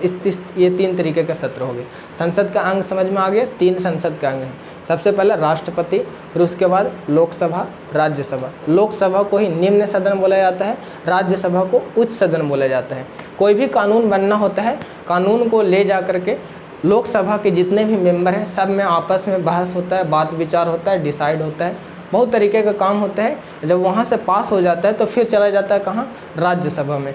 राज्यसभा में भी वहाँ भी मेंबर हैं 250 मैक्सिमम मेंबर हो सकते हैं। अच्छा, यहाँ पर फैक्ट याद करना कि लोकसभा के सबसे ज़्यादा से ज़्यादा मेंबर हो सकते हैं कितना, 550। राज्यसभा के कितना मेंबर हो सकते हैं, 250। लेकिन वर्तमान में कितना है लोकसभा में, तो 550 अभी नहीं है, 543 है, 7 को कम है। उसमें कितना है, 200 शायद 30 है। तो इस तरीके से याद रखना। मैक्सिमम कितना होता है ये याद रखना कि लोकसभा के मेंबर, मैक्सिमम मेंबर उसमें कितना सीट है, तो 550, राज्यसभा में 250, इस तरीके से। तो ये 3 तरीके का सत्र होता है, मानसून सत्र, बजट सत्र, मानसून सत्र और शीतकालीन मतलब ठंडा के समय में। बजट सत्र यानी फरवरी से मई तक, मानसून सत्र यानी जुलाई से लेकर के सितंबर तक, और शीतकालीन सत्र नवंबर से लेकर दिसंबर तक। हेड ऑफ द स्टेट कौन होता है, पूरे देश का हेड कौन होता है, राष्ट्रपति। और पूरा सरकार का हेड कौन होता है, प्रधानमंत्री। अब समझ में आना चाहिए कि सरकार का हेड मतलब कि सरकार को प्रधानमंत्री, उनके नीचे भी बहुत सारा सरकार है। अच्छा, ये पार्लियामेंट के बारे में समझे कि संसद क्या होता है। संसद लोकतंत्र का मंदिर है, ऑब्जेक्टिव बने कि लोकतंत्र का मंदिर है संसद। जिस भी देश में लोकतंत्र का मंदिर कहा जाता है किसको, संसद को। क्योंकि देखो, लोकतांत्रिक देश में जो कुछ भी डिसाइड हो रहा है सब संसद से डिसाइड होकर आ रहा है। और संसद का ही एक और क्या नाम है, विधायिका। रट के रखो सब, संसद का ही एक और नाम क्या है, विधायिका। क्योंकि वहाँ कानून बन रहा है, विधायिका का काम क्या है, कानून बनाना। तो संसद इस तरीके से है। और लोकतंत्र का मंदिर है कौन, संसद। संसद को लोकतंत्र का मंदिर कहा जाता है। नोट ऐसे ऑब्जेक्टिव, मतलब स्टार लगा के लिखो, ये सब ऑब्जेक्टिव है। और देश में रह रहे हो तो ये सब छोटा छोटा ज्ञान होना चाहिए, ये सब्जेक्ट की तरह नहीं पढ़ो। देखो कि हम इस देश में रह रहे तो क्या चल रहा है घटना, कितना जानना जरूरी है। समझ में अब तक आ गए हो कि बाप रे, मतलब कितना ज़रूरी है वोट देने से पहले सोचना कि हम अपना प्रतिनिधि चुन रहे हैं, ये जाएंगे हमारे लिए कहाँ, संसद में। वहाँ जा कर के बैठ के हम लोगों के क्षेत्र को विकास करने के लिए बात करेंगे, तो कोई अच्छा आदमी के हम चुने। देखो कितना अजीब है। अब तक ना समझ में आया ना तो 1 नंबर के गधा हो। इस तरीके से समझ सकते हो कि कैसे यहाँ तक समझ में आया। अच्छा, यहाँ संसद के 3 जो अंग है, राष्ट्रपति, लोकसभा, राज्यसभा। समझ में आया तीनों के बारे में। लोकसभा को हम लोग निम्न सदन भी बोलते हैं और राज्यसभा को उच्च सदन। ये तीनों कहाँ है सदन, ये तीनों चीज़ कहाँ है, संसद में। संसद में 2 देखना, संसद का हम अगर वीडियो तुम लोग देखना कि भारत का संसद कैसा है, तो अभी एक नया संसद बना है जहाँ सिंगोल वगैरह सब कुछ रखाया गया है। देखना बहुत अच्छा से। इस वाला नया वाला संसद ऐसे त्रिभुजा आकार का बना है, और पिछला वाला संसद जो अंग्रेज बनाए थे, ब्रिटेन वाले बनाए थे, वो गोल संसद था। इस संसद में 2-3 हॉल हैं। एक जो बहुत बड़ा सा रूम है उसको बोलते हैं लोकसभा, जहाँ 550 को मैक्सिमम सीट है, और एक है राज्यसभा जहाँ 250 को। 2 तरीके का सदन बनाया गया है, एक राष्ट्रपति के लिए रहने का बनाया गया है। अब ये जब कानून बनता है तो एक सदन में कुछ डिसाइड होता है, फिर यहाँ से ये वाला में जाता है, और फिर वहाँ से राष्ट्रपति के पास जाता है, राष्ट्रपति सिग्नेचर करते हैं, वो कानून बन जाता है। देखो हमारे देश में कितना अच्छे से कानून बनता है। तो ये तीनों समझ में आ गया। देश के विकास और देश की जनता से जुड़े सभी प्रकार के मुद्दे पर चर्चा करना, बहस करना, साथ ही प्रस्ताव पारित करना, कानून पारित करना, और सबसे मुख्य कारण क्या है, मुख्य काम क्या है, कानून बनाना। किसका, संसद का। संसद को ही क्या कहते हैं, विधायिका। और एक और क्या होता है, ये सरकार का अंग है, विधायिका, कार्यपालिका, न्यायपालिका। ये अंग है किसका, सरकार का। और यहाँ पर हम भारतीय संसद का अंग है कौन, राष्ट्रपति, राष्ट्रपति, लोकसभा, संसद, क्योंकि संसद में वो 3 पार्ट से बना है संसद। संसद में टोटल क्या है, एक तो 2 हॉल है, एगो 3 हॉल है, 2 हॉल है, एक लोकसभा का, एक राज्यसभा का और एक राष्ट्रपति का। तो ये 3 जो बनाया गया हॉल, उसी का स्ट्रक्चर बना, तो वो पूरा अंग है उसका, यही 3 गो के लिए तो वो पूरा संसद बनाया गया। तो संसद का अंग क्या है, लोकसभा, राज्यसभा और एक राष्ट्रपति वाला। तो इस तरीके से संसद के ये 3 अंग है। लेकिन सरकार का अंग अगर बोले, सरकार कैसे रेगुलेट होता है, तो एक है विधायिका, क्योंकि देश का कानून बन रहा है तो विधायिका, एक है कार्यपालिका। कार्यपालिका में कौन हो गए, जो कानून डीएम वगैरह हो गए ना, पुलिस वुलिस जो भी लोग हैं, कि वहाँ से कानून बन के आता है और एक ज़िले में डीएम को दिया जाता है, एसडीएम को दिया जाता है, एसपी को दिया जाता है, डीएसपी को दिया जाता है, पुलिस थाना को दिया जाता है कि लीजिए आप लोगों को ये दे रहे हैं, आप लोग अपने ज़िले में ये सब काम को पूरा करवाइए। तो ये लोग काम करवाने का पूरा कर रहे हैं, तो इसको बोलते हैं कार्यपालिका, क्योंकि ये लोग काम करवा रहे हैं, कानून को पालन करवा रहे हैं। अगर तुम अपने गांव में कुछ गलत काम करोगे तो तुमको पुलिस से ना आएगा, कि संसद से आएंगे लोग कि ना बहुते महान आदमी ऐसा काम किए हैं, कोई भी रहे उस एरिया को थाना वाला, पुलिस वाला ले जाएगा। और उससे नहीं होगा तो अपना जिला का जो जेल होता है, डीएम वगैरह होता है, वो लोग समझेंगे। तो इस तरीके से कैसे काम होता है, समझो कितना आसान चीज़ है सब। तो इस तरीके से हम लोग चल गए, यहाँ भी समझ गए। हाँ, अब देखो पार्लियामेंट में कैसे होता है। अच्छा, यहाँ पर लिखा हुआ member of the Lok Sabha elected by the people. तो जो लोकसभा के मेंबर होते हैं, जो लोकसभा के सदस्य होते हैं, जो अभी लोकसभा में कितना सीट होता है, 550 मैक्सिमम, अभी कितना है 543। तो ये लोकसभा के जो मेंबर जा रहे हैं 543 लोग अलग अलग क्षेत्रों से चुन कर जा रहे हैं। ये लोग किसके द्वारा चुने जाते हैं, लोगों के द्वारा चुने जाते हैं। अच्छा, कौन, जो संसद में, लोकसभा में बैठते हैं, जो संसद में 3 तरह का भवन है, एक लोकसभा, एक राज्यसभा, एक राष्ट्रपति के लिए। तो लोकसभा में जो लोग बैठता है वो उसको कौन चुनता है, तो हम लोग अपने से चुनते हैं। और वो जो अभी जो 543 को सीट है, उसमें हमारे क्षेत्र का एक सांसद गए हैं, किनका, क्या, सुनील सिंह नाम है, सुशील सिंह, क्या नाम है, सुशील सिंह। देखना नाम शायद हम सही बोल रहे हैं और कुछ भी गलत, क्योंकि एक और कौन है हम लोगों का विधायक, कौन था पिछला बार, शायद सुशील सिंह है। तो मेंबर ऑफ लोकसभा, लोकसभा का मेंबर, लोकसभा का सदस्य कौन कौन बन सकता है, हम सदस्य हैं लोकसभा का, नहीं, कौन संसद होता है, संसद हम लोगों के एरिया का कौन है, शायद सुशील सिंह है। अगर मिस्टेक होगा तो तुम लोग देखना आज रात को सर्च करके, और वीडियो देखना कि हमारे देश में कैसा संसद है, किस तरीके से चलता है। इलेक्टेड बाय द पीपल, मतलब हम लोग खुद हम लोग चुने हैं। अच्छा, राज्यसभा के जो मेंबर हैं, सदस्य, उनको कौन चुनता है, तो उनको हम लोग नहीं चुनते हैं। ये जो हम लोग विधायक लोगों को चुनते हैं, ये विधायक लोग वो सब चुनते हैं, किनको, राज्यसभा के मेंबर को। और 10-12 को राष्ट्रपति द्वारा चुना जाता है। वो 10-12 को कहाँ के रहते हैं, तो कोई कला से रिलेटेड रहते हैं, मतलब अपने अपने क्षेत्रों में अलग अलग रहते हैं। फिर एंग्लो इंडियन रहते हैं, वो अगला कभी समझाएंगे। अच्छा, हम समझते हैं कि ये जो संसद है किस लिए है, क्या काम करता है। तो संसद जो होता है सेंट्रल गवर्नमेंट के लिए काम करता है। सेंट्रल गवर्नमेंट के लिए सेंट्रल गवर्नमेंट के लिए जो भी कानून है, सेंटर मतलब पूरे देश को विकास करने के लिए जो कानून बनता है वो संसद में बनता है। और उसी तरीके से स्टेट गवर्नमेंट मतलब राज्य का विकास करने के लिए एक और ऐसा ही विधायिका है, मतलब संसद जैसा कोई काम है। अरे संसद मतलब हम बोल रहे हैं कानून बनाना, जहाँ कानून बनता है उसको विधायिका बोलते हैं। विधायिका एक राज्य स्तर पर भी होता है और एक देश के स्तर पर भी होता है, केंद्र के स्तर पर भी होता है। विधायिका कानून बनाता है, कानून तो राज्य में भी बनता है, कानून देश में भी बनता है। जो देश के लिए कानून बनता है वो कहाँ बनता है, संसद, यानी कि ये विधायिका में है, जहाँ लेजिस्लेचर बोल सकते हैं। तो जो भी देश के लिए कानून बनाता है, पूरा सेंटर के लिए कानून बनाता है, जो विधायिका होता है, उसका प्रेसिडेंट, उसका तो मुख्य होता है राष्ट्रपति होता है। क्योंकि देखो, जो देश के लिए कानून बन रहा है, पूरे देश में लागू होगा जो कानून, जो देश के लिए कुछ हो रहा है, तो वो कानून बनाने के लिए वहाँ राष्ट्रपति से सिग्नेचर हो रहा है। लेकिन जो राज्य में कोई मुख्यमंत्री, जो विधायक लोग जो बैठते हैं, एक विधानसभा, देखो उसमें लोकसभा, राज्यसभा, एक नाम सुन रहे हो बार बार मुंह से निकल रहा है, विधानसभा।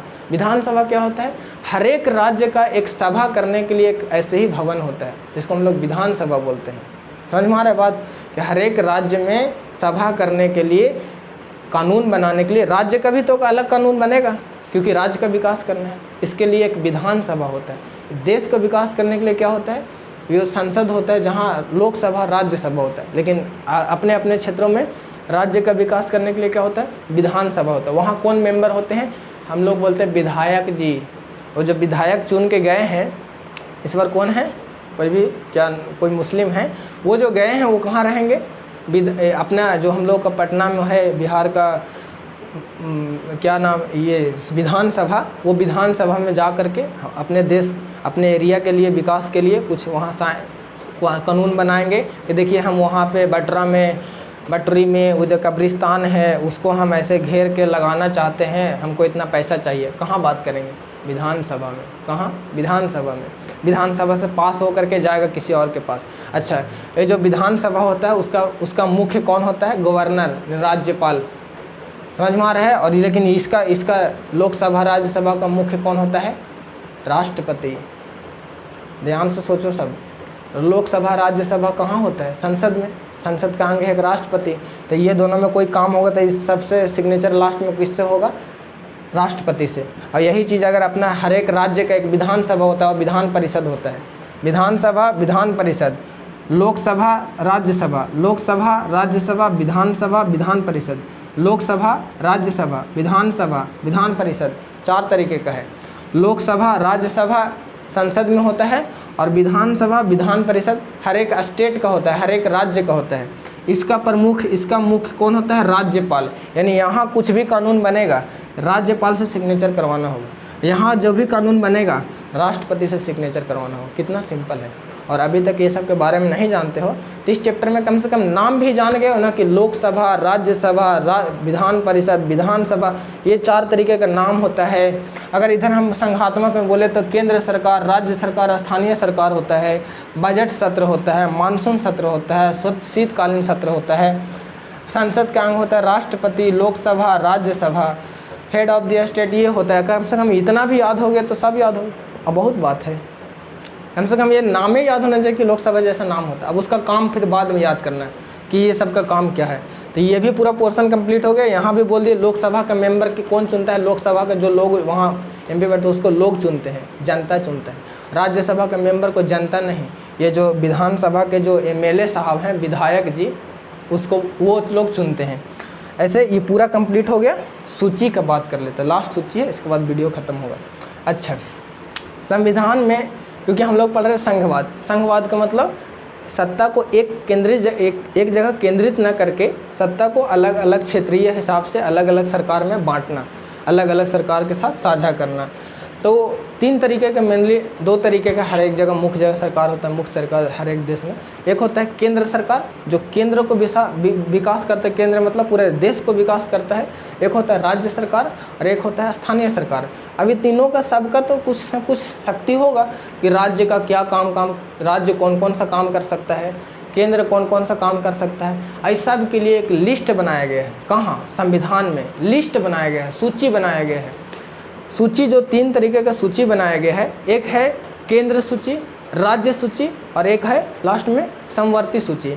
अब केंद्र सूची में किसका काम दर्शाया गया है, केंद्र सूची में केंद्र सरकार का, किसका, केंद्र सरकार का। नामे से देखो, केंद्र सूची में केंद्र सरकार का, राज्य सूची में राज्य सरकार का, कि क्या क्या इन लोग काम, कितना कितना पावर इन लोगों के पास है।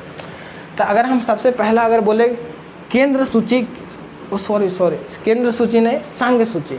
संघ मतलब होता है पूरा देश, संघ मतलब पूरा होता है पूरा देश। तो पूरा देश यानी संघ, संघ का मतलब होता है, जो सुनो कभी भारत हम अनेक राज्यों का संघ है, संघ मतलब पूरा देश होता है। संघ सूची में किसका काम होता है, केंद्र सरकार का। और ऐसे ही राज्य सूची में राज्य सरकार का। तो संघ सूची में केंद्र सरकार का काम होता है क्या, कि पूरे देश का सुरक्षा व्यवस्था उनके पास होता है। सुरक्षा व्यवस्था मतलब ये जो अलग अलग पूरा एयरफोर्स है, यानी जो भी सेना है, जो भी आर्मी है, जो भी थल सेना, जो भी तीनों प्रकार का सेना है, ये सब के सब किसके पास होगा, केंद्र सरकार के पास। क्या यहाँ के मुख्यमंत्री ऑर्डर देंगे कि ये काम कीजिए, नहीं, ये पूरा किसके पास होगा, केंद्र सरकार के पास। तो याद रखो कि केंद्र सरकार के पास क्या क्या शक्ति होता है जो कि राज्य सरकार के पास नहीं होता है। राज्य सरकार उसमें कोई कुछ नहीं कर सकता है, इसलिए केंद्र सरकार जो होता है अपने हाथों में रखता है क्या, सैन्य शक्ति, जितने प्रकार का सेना है सब कुछ अपने हाथ में रखता है। सेना का जो भी वेतन मिलता है केंद्र सरकार की तरफ से मिलता है। और ये नहीं कि राज्य सरकार बिहार वाला देते हैं आर्मी लोगों, ये जो भी सेनापति लोग, जो भी सेना के लोग हैं उन लोगों के ये लोग वेतन है तो केंद्र सरकार उनको मैनेज करता है, जो कुछ भी उनका फैसिलिटीज है सब देता है केंद्र सरकार। तो केंद्र सरकार का पहला है कि पूरे देश को सुरक्षा विकास, यानी यहाँ पर लिखे हैं सैन्य शक्ति के बारे में। फिर अगर बोले विदेश नीति, विदेश से व्यापार करना, विदेश से किसी प्रकार का संबंध बनाना, विदेश का यात्रा करने जाना, ये सब बोलकर सब अंडर में रहता है कि कौन सा देश कौन सा विदेश, मतलब किस देश से क्या सामान मंगाना है, कितना सामान मंगाना है, कितना, जो कुछ भी करता है ये केंद्र सरकार करता है। समझ में आ रहा है बात? ये केंद्र सरकार का क्या काम है? पहला तो पूरे देश को सुरक्षा के लिए सैन्य शक्ति जो भी है सब केंद्र सरकार के हाथ में। विदेश नीति, विदेश से जो भी प्रकार के बातचीत है सब केंद्र सरकार का आदमी करेगा, यानी पीएम करेंगे। फिर बैंकिंग, बैंक जो भी है सब किसके कंट्रोल में है? केंद्र सरकार के। यहाँ हमारे नीतीश सरकार जी जा करके महाराष्ट्र के बैंक को कोई कुछ नहीं कर सकते हैं, या वहाँ वाला कोई सरकार हमारे राज्य के बैंक को ठीक नहीं कर सकते हैं। पूरा बैंक का जिम्मेदारी किसके पास रहता है? केंद्र के पास। समझ में आ रहा है कि कैसे शक्ति बटा हुआ, कितना अच्छा से बटा हुआ कि सब चीज़ सबके पास नहीं है। बैंकिंग हो गया, सूचना प्रसारण, जो न्यूज़ चैनल तुम देखो अभी सुनना, न्यूज़ गोदी मीडिया, ये जो न्यूज़ है ना, न्यूज़ कैसे चलाना है ये सब केंद्र सरकार का इसका पावर होता है, केंद्र सरकार के हाथ में होता है कि देश के नागरिक को कैसा न्यूज़ सुनाना है, वो सब इन पे डिसाइड है। अगर बिहार का कोई न्यूज़ है, बिहार में कोई न्यूज़ चैनल है तो वो बिहार का कोई कंट्रोल नहीं है, सब जितना भी न्यूज़ चैनल है टीवी पे कुछ भी न्यूज़ है, क्या न्यूज़ कैसा न्यूज़ देना है। अगर मान लो कि किस तरीके का दंगा हो गया, पूरा इंटरनेट बंद कर देंगे, किसके हाथ में? केंद्र सरकार। पूरा का पूरा न्यूज़ सब बंद कर देंगे इस तरीके से। समझ में आ गया? सूचना प्रसारण यानी न्यूज़ वगैरह। मुद्रा यानी पैसा। 1 मिनट रुकना थोड़ा।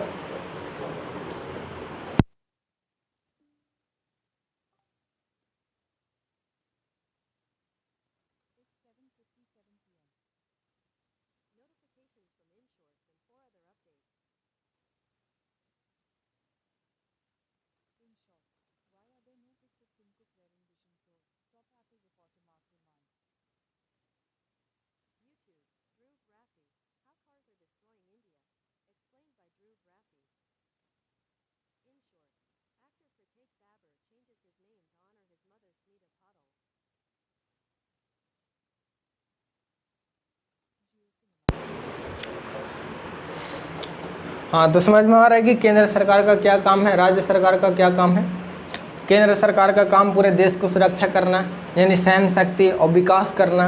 फिर उसके बाद विदेश नीति, विदेश के प्रधानमंत्री या विदेश का कोई भी व्यक्ति हो उससे बातचीत करना, प्रधानमंत्री यानी केंद्र सरकार के पास है।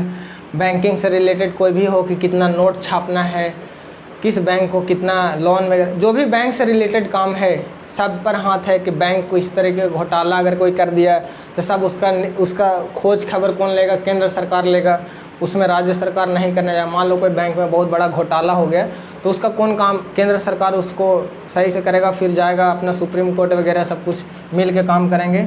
फिर मुद्रा यानी पैसा कैसे, कितना नोट छापना है, कितना नहीं छापना है, 100 का नोट कितना छापना है, 1000 का नोट कितना छापना है, ये कोई हमारे राज्य का मुख्यमंत्री नीतीश कुमार जी नहीं करेंगे। देश का जो केंद्र सरकार होता है वो सब ये सब डिसाइड करेंगे। इसी तरीके से मैंने यहाँ पर पूरा 5-6 काम है, एग्ज़ाम में आएगा कि सरकार का जो केंद्र सरकार का जो संघ सूची है उसमें क्या क्या बात है, क्या क्या शक्ति दिया गया है केंद्र सरकार को संघ सूची में। ये भी क्वेश्चन पूछा है कि केंद्र का जो भी शक्ति है, जो भी काम है किस सूची में दर्शाया गया है, तो संघ सूची में। फिर उसके बाद राज्य सूची राज्य सरकार के लिए है, इसका क्या काम है? पुलिस थाना अगल बगल, मान लो लड़ाई झगड़ा, वो पिछले वीडियो में बताए थे कि लड़ाई झगड़ा मार काट किया है तो यहाँ से केंद्र सरकार का आदमी आएंगे कि बगल वाला पुलिस आएगा। तो ये सब किसके अंडर में है? मंत्री जी के अंडर में है, जो उस क्षेत्र का जो भी मंत्री हैं, यानी जो राज्य सरकार है, राज्य का भी सरकार होता है। राज्य सरकार में राज्य में पूरा मुख्य हो गया मुख्यमंत्री और उसके नीचे अलग अलग राज्य का अलग अलग मंत्री हो गए, जिसमें MLA वगैरह हो गए और मुखिया, मतलब अलग अलग तरीके का मंत्री। तो इस तरीके से काम करता है। राज्य के अंदर व्यापार वगैरह हो गया, सामान का दाम, ये सब जो भी कुछ है महंगाई वगैरह ये सब मतलब राज्य में ही करेंगे। फिर और क्या करेंगे? वाणिज्य यानी इंडस्ट्री, कि किस राज्य में फैक्ट्री खुलेगा, किस राज्य में कौन सा काम होगा, ये सब डिसाइड है राज्य सरकार के। ये ऊपर से वो लोग डिसाइड नहीं करेंगे। अगर कोई राज्य का, हमारे बिहार राज्य का अगर मुख्यमंत्री चाहेंगे कि इस जगह पे एक बहुत बड़ा हम फैक्ट्री खोलेंगे, तो उसमें वो कोई इंटरफेयर नहीं करेंगे, किसी तरीके के दखल अंदाजी नहीं, कहेंगे कि हाँ ठीक है करिए। इस तरीके से इनको इतना अधिकार है कि अपने क्षेत्र में कोई कंपनी खड़ा करना। फिर एग्रीकल्चर यानी कृषि से रिलेटेड, तुम देखना ब्लॉक में जाते होगे कि चला ना ऐसे बादाम, चाहे कुछ भी चना, बहुत कुछ मिल रहा है। जो हमारे गांव में है, छोड़ो नाम नहीं ले रहे हैं, तो वो ब्लॉक का काम बहुते करवाते हैं। तो ब्लॉक का काम करवाते हैं तो वो कैसे करवाते हैं, वो ब्लॉक का में जो भी कुछ मिलता है कहाँ से आता है, वो मुख्यमंत्री की तरफ से आता है, मतलब बिहार सरकार की तरफ से आता है ब्लॉक में हर एक काम। तो वो सब क्या रहता है, बीज रहता है, धान का कोई बीज रहता है, चना का बीज रहता है, मूंगफली का बीज रहता है, कुछ भी कृषि से रिलेटेड जो भी खाद वगैरह है, ये सब कौन कराता है, राज्य सरकार कराता है। तो राज्य सरकार जो है कृषि से रिलेटेड यानी एग्रीकल्चर से रिलेटेड बहुत सारा काम कर सकता है। अब वहाँ से केंद्र सरकार नहीं भेजा है कि बिहार राज्य में धान नहीं हुआ है तो खाद भेज दीजिए। तो ऐसे करके राज्य स्तर पर जो भी नौकरियां हैं जो स्टेट लेवल पर है, वो ऐसा काम ये लोग करते हैं। अच्छा, कुछ ऐसा भी काम है कि जो दोनों मिल के करना पड़ता है। कुछ ऐसा काम है कि दोनों मिल के करेंगे तभी होगा। जैसे मैं जिसको रखा गया है समवर्ती सूची में, जो भी केंद्र काम है वो संघ सूची में, और जो भी राज्य का काम है उसको राज्य सूची में, और जो कोई ऐसा काम है जिसमें दोनों का निर्णय होता है वैसे समवर्ती सूची में रखा गया है। उसमें क्या है, शिक्षा से रिलेटेड अगर कोई, जैसे हमारे गांव का स्कूल कितना महान स्कूल, तो जो भी शिक्षा से रिलेटेड है उसमें दोनों सरकार का हाथ है, केंद्र सरकार का भी हाथ है और राज्य सरकार का भी हाथ है। दोनों मिल के कुछ करेंगे। तो ये लोग दोनों कुछ नहीं कर रहे हैं क्योंकि हम लोग गलत लोगों का वोट दे दिए हैं, गलत एमएलए चुन लिए हैं, गलत एमपी चुन लिए हैं। हम ये सब नहीं जानते थे, हाँ अपने घर में नहीं बताया मम्मी पापा को, वो लोग गलत लोगों को चुन लिए। इस कारण से हम लोगों का गांव, हम लोगों का एरिया में कोई विकास नहीं हो रहा है। हम लोग एक नंबर के, समझ ही रहे हो कितना अच्छा हम लोगों का महान गांव, हम लोगों का महान एरिया, इतना बड़ा पहाड़, इतना अच्छा जंगल, कितना अच्छा हम लोगों का गाँव है जहाँ कोई लड़का पढ़ता नहीं है बगल में। मतलब बहुत मस्त गाँव है, बहुत अच्छा गाँव है। इसलिए समझो, इसलिए कहते तुम लोग और नहीं पढ़ो और विकास होगा। किसी को समझाओ नहीं ये सब, नहीं तुम लोग भी नहीं जानो, वोट लेना, पैसा लेना और वोट दे देना, उसके बाद और विकास होगा। इसलिए नहीं पढ़ो, और अगर पढ़ोगे तो फिर समझाओ कि कितना अजीब स्थिति है, कैसे वोट देते हैं, कैसे हम अपना प्रतिनिधि भेज रहे हैं, ये किसी को पता ही नहीं है। इनको वोट दे रहे हैं, हम अपना प्रतिनिधि भेज रहे हैं कहाँ, बाप रे, जहाँ देश के लिए कानून बनता है, संसद का हम इनका सदस्य चुन रहे हैं कि आप हमारे एरिया का एक सदस्य हैं जो संसद में जाकर बैठिएगा और कानून बनाइएगा हम लोगों के लिए। लेकिन तो कुछ ये सब बिना सोचे समझे हम लोग वोट देते हैं। इसलिए तुम लोग अगर सुन रहे हो तो घर में समझाओ, मम्मी पापा को बताओ कि इस तरीके से हमारा देश में सरकार काम करता है मम्मी पापा, तो आप लोग सोच समझ के कीजिए, और नहीं तो आने वाले समय में तुम लोग भी तो इस तरीके से समझ गए कि कैसे हुआ ये शिक्षा पे दोनों मिल के काम करेंगे कि कैसे मोदी जी से फ़ोन आए, मतलब जो भी सरकार है, केंद्र सरकार का, राज्य सरकार की, का ठीक करिए स्कूल के। इस तरीके से मतलब वो लोग डिसाइड करेंगे कि किस क्षेत्र में, किस जगह में स्कूल को ठीक करना है, कहाँ पर क्या पैसा देना है। इस तरीके से जो भी काम है दोनों मिल के करते हैं। ऐसा काम शिक्षा पर वो दोनों का काम होगा, अकेले कोई नहीं कर पाएगा। ऐसे ही अगर किसी राज्य में बहुत सारा जंगल है तो जंगल को रक्षा करना किसका काम है, दोनों का काम है। कुछ वहाँ से भी फंड आएगा, वो भी अपना कुछ व्यवस्था लगाएंगे, और यहाँ इन लोगों का काम है कि आपके क्षेत्र में है तो आप कुछ कीजिए। तो वन वगैरह ऐसे पॉइंट बाय पॉइंट लिखना कि समवर्ती सूची में शिक्षा का वर्णन है, वन जंगल से रिलेटेड है, विवाह का नियम है, कोई भी विवाह की कितना साल में किसका विवाह होगा, कैसे होगा इसका है, व्यापार मजदूर वगैरह के कैसे कितना दाम बढ़ेगा, कहाँ मजदूर कैसे, जो भी व्यापार से रिलेटेड है दोनों सब मिल के करेंगे। पूरा क्लियर हो गया। तो इस चैप्टर में तुम लोग क्या क्या जाने, संघवाद होता क्या है, संघवाद कैसे, यहाँ पर जो हम लोग जाने संघात्मक व्यवस्था और एक एकात्मक व्यवस्था। एक अगर छोटा सा एरिया है तो वो एकात्मक व्यवस्था से ही काम चलेगा। वहाँ यहाँ पर जो पावर लिखे हैं, सत्ता लिखे हैं, वो अलग अलग सरकार में ना बांट करके एक ही को सरकार रहेगा, वो पूरा सब पर कंट्रोल कर लेगा। इस तरीके से वहाँ एकात्मक व्यवस्था है। लेकिन अगर कोई क्षेत्र बड़ा है, अलग अलग वहाँ अलग अलग डाइवर्सिटी है, अलग अलग विविधता है, अलग अलग क्षेत्र में अलग अलग कल्चर के लोग रह रहे हैं, अलग अलग मतलब संस्कृति के लोग रह रहे हैं, अलग अलग भाषा के लोग रह रहे हैं, तो उसको विकास करने के लिए अलग अलग सरकार बांट दिया जाता है। राज्य के स्तर पर राज्य सरकार हो गया, केंद्र के स्तर पर केंद्र सरकार जो पूरे देश का विकास करेगा। और उसका क्या क्या काम है सर हम लोग देख लिए संघ सूची में, और राज्य का क्या काम है उसको देख लिए हम लोग राज्य सूची में, और कोई ऐसा काम है जो दोनों मिल के करता है उसको हम समझ गए समवर्ती सूची में। इस तरीके से शिक्षा वगैरह जो भी ये सब पूरा कंप्लीट हो गया। बीच में केंद्र शासित प्रदेश हो गए। केंद्र शासित प्रदेश ऐसा होता है, नाम ही से देख रहे हैं केंद्र शासित, केंद्र मतलब केंद्र सरकार, शासित मतलब शासन, ऐसा प्रदेश जहाँ केंद्र का शासन हो, केंद्र शासित प्रदेश, ऐसा प्रदेश ऐसा जगह जहाँ केंद्र का शासन हो, केंद्र का शासन हो, उसे केंद्र शासित प्रदेश। तो केंद्र शासित प्रदेश पर केंद्र पर कैसे शासन होता है, तो तुम देखना ये जो कितना केंद्र शासित प्रदेश है ये तुम लोग आज खोजोगे और लिखोगे सबका नाम और हमको व्हाट्सअप करके तो भेजोगे। यहाँ से हम समझ जाएंगे तुम लोग वीडियो लास्ट तक देख रहे हो कि नहीं। अभी तुम क्या करोगे, तुम लोग जो भी 6-7 लोग हो, 8 लोग, केंद्र शासित प्रदेश को सबसे पहले लिखना है कि वो केंद्र शासित प्रदेश हम कुछ नहीं बता रहे हैं, और उस केंद्र शासित प्रदेश का नाम लिख करके और व्हाट्सअप करके हमारे पास भेजोगे।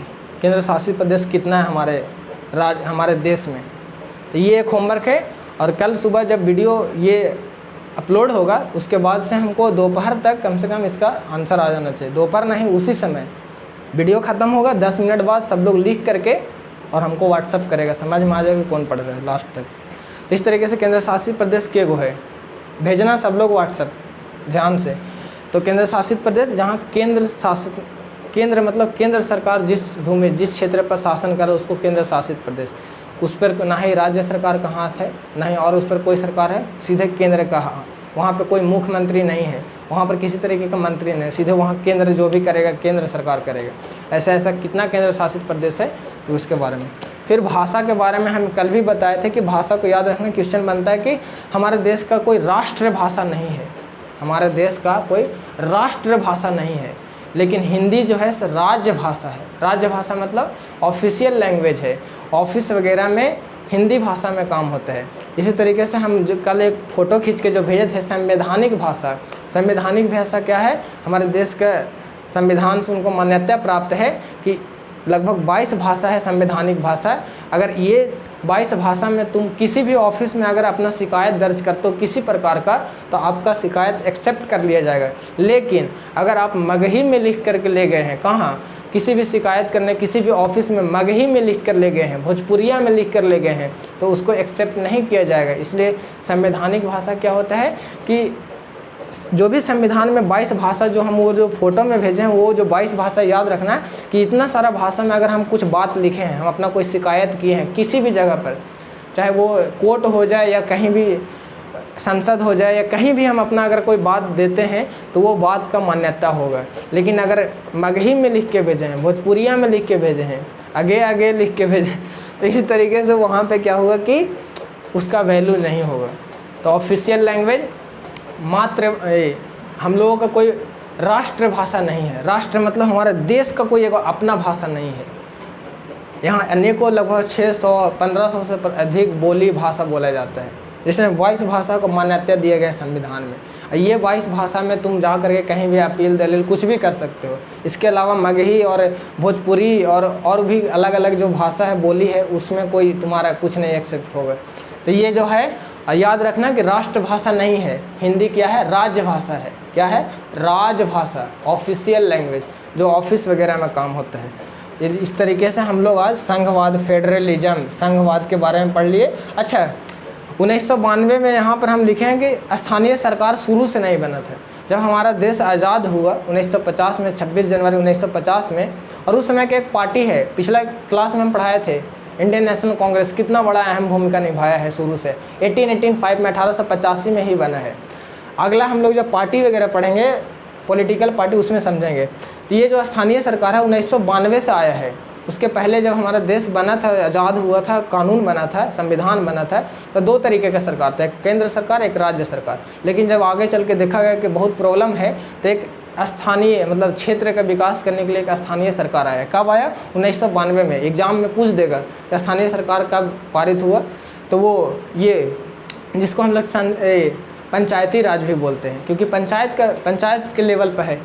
अच्छा, जिसमें क्या है कि 33% महिलाओं का आरक्षण, कि जो क्षेत्र के आधार पे जो पंचायती राज है या स्थानीय सरकार जो बन रहा है, इसमें कम से कम ना हर एक क्षेत्र में ना 33% महिलाओं को अधिक मतलब उसमें उपस्थिति होना चाहिए, मतलब उन लोगों का रिजर्वेशन होना चाहिए कि इसमें आप लोग शामिल है। इसलिए तो देखना कि उनका मम्मी वार्ड बन गए, उनका मम्मी सरपंच बन गए, वो मुखिया जी बन गए, लेडी लोगों के देखो इतना हक दिया गया। तो इस तरीके से यहाँ हम बता दिए स्थानीय सरकार 1992 में बना, और यहाँ पर हम बता दिए कि भाषा के बारे में और केंद्र शासित प्रदेश के लिए होमवर्क दिया गया है कि तुम लोग केंद्र शासित प्रदेश लिख करके फ़ोटो खींच करके हमको भेजोगे, उससे समझ में आ जाएगी कौन कौन पढ़ा है। और हमको लगता है कि आज इस चैप्टर को अच्छे से समझ में आया होगा।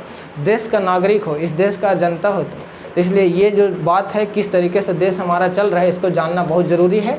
तो संघवाद क्या होता है, जो आज था सोशल साइंस सामाजिक विज्ञान का सेकेंड चैप्टर संघवाद, और इसके पहले वाला में सत्ता की साझेदारी। हमें लगता है कि अगर मन से तुम ध्यान से अगर पढ़े होगे तो दोनों चैप्टर समझ में आ जाएगा। इस तरीके से ऐसे ही हर एक चैप्टर आसान है, और हम इसी तरीके से आ करके अपने तरीक़े से जो भी हम इस चैप्टर में जानते हैं, हमारे पास देखो बोर्ड नहीं है, डिजिटल बोर्ड नहीं है। डिजिटल बोर्ड में तुम लोग पढ़ते होगे तो देखना सब लोग वो लिख के लाते हैं, वैसे रीडिंग दे दे के समझाया तो इसे तो कोई भी पढ़ा देगा।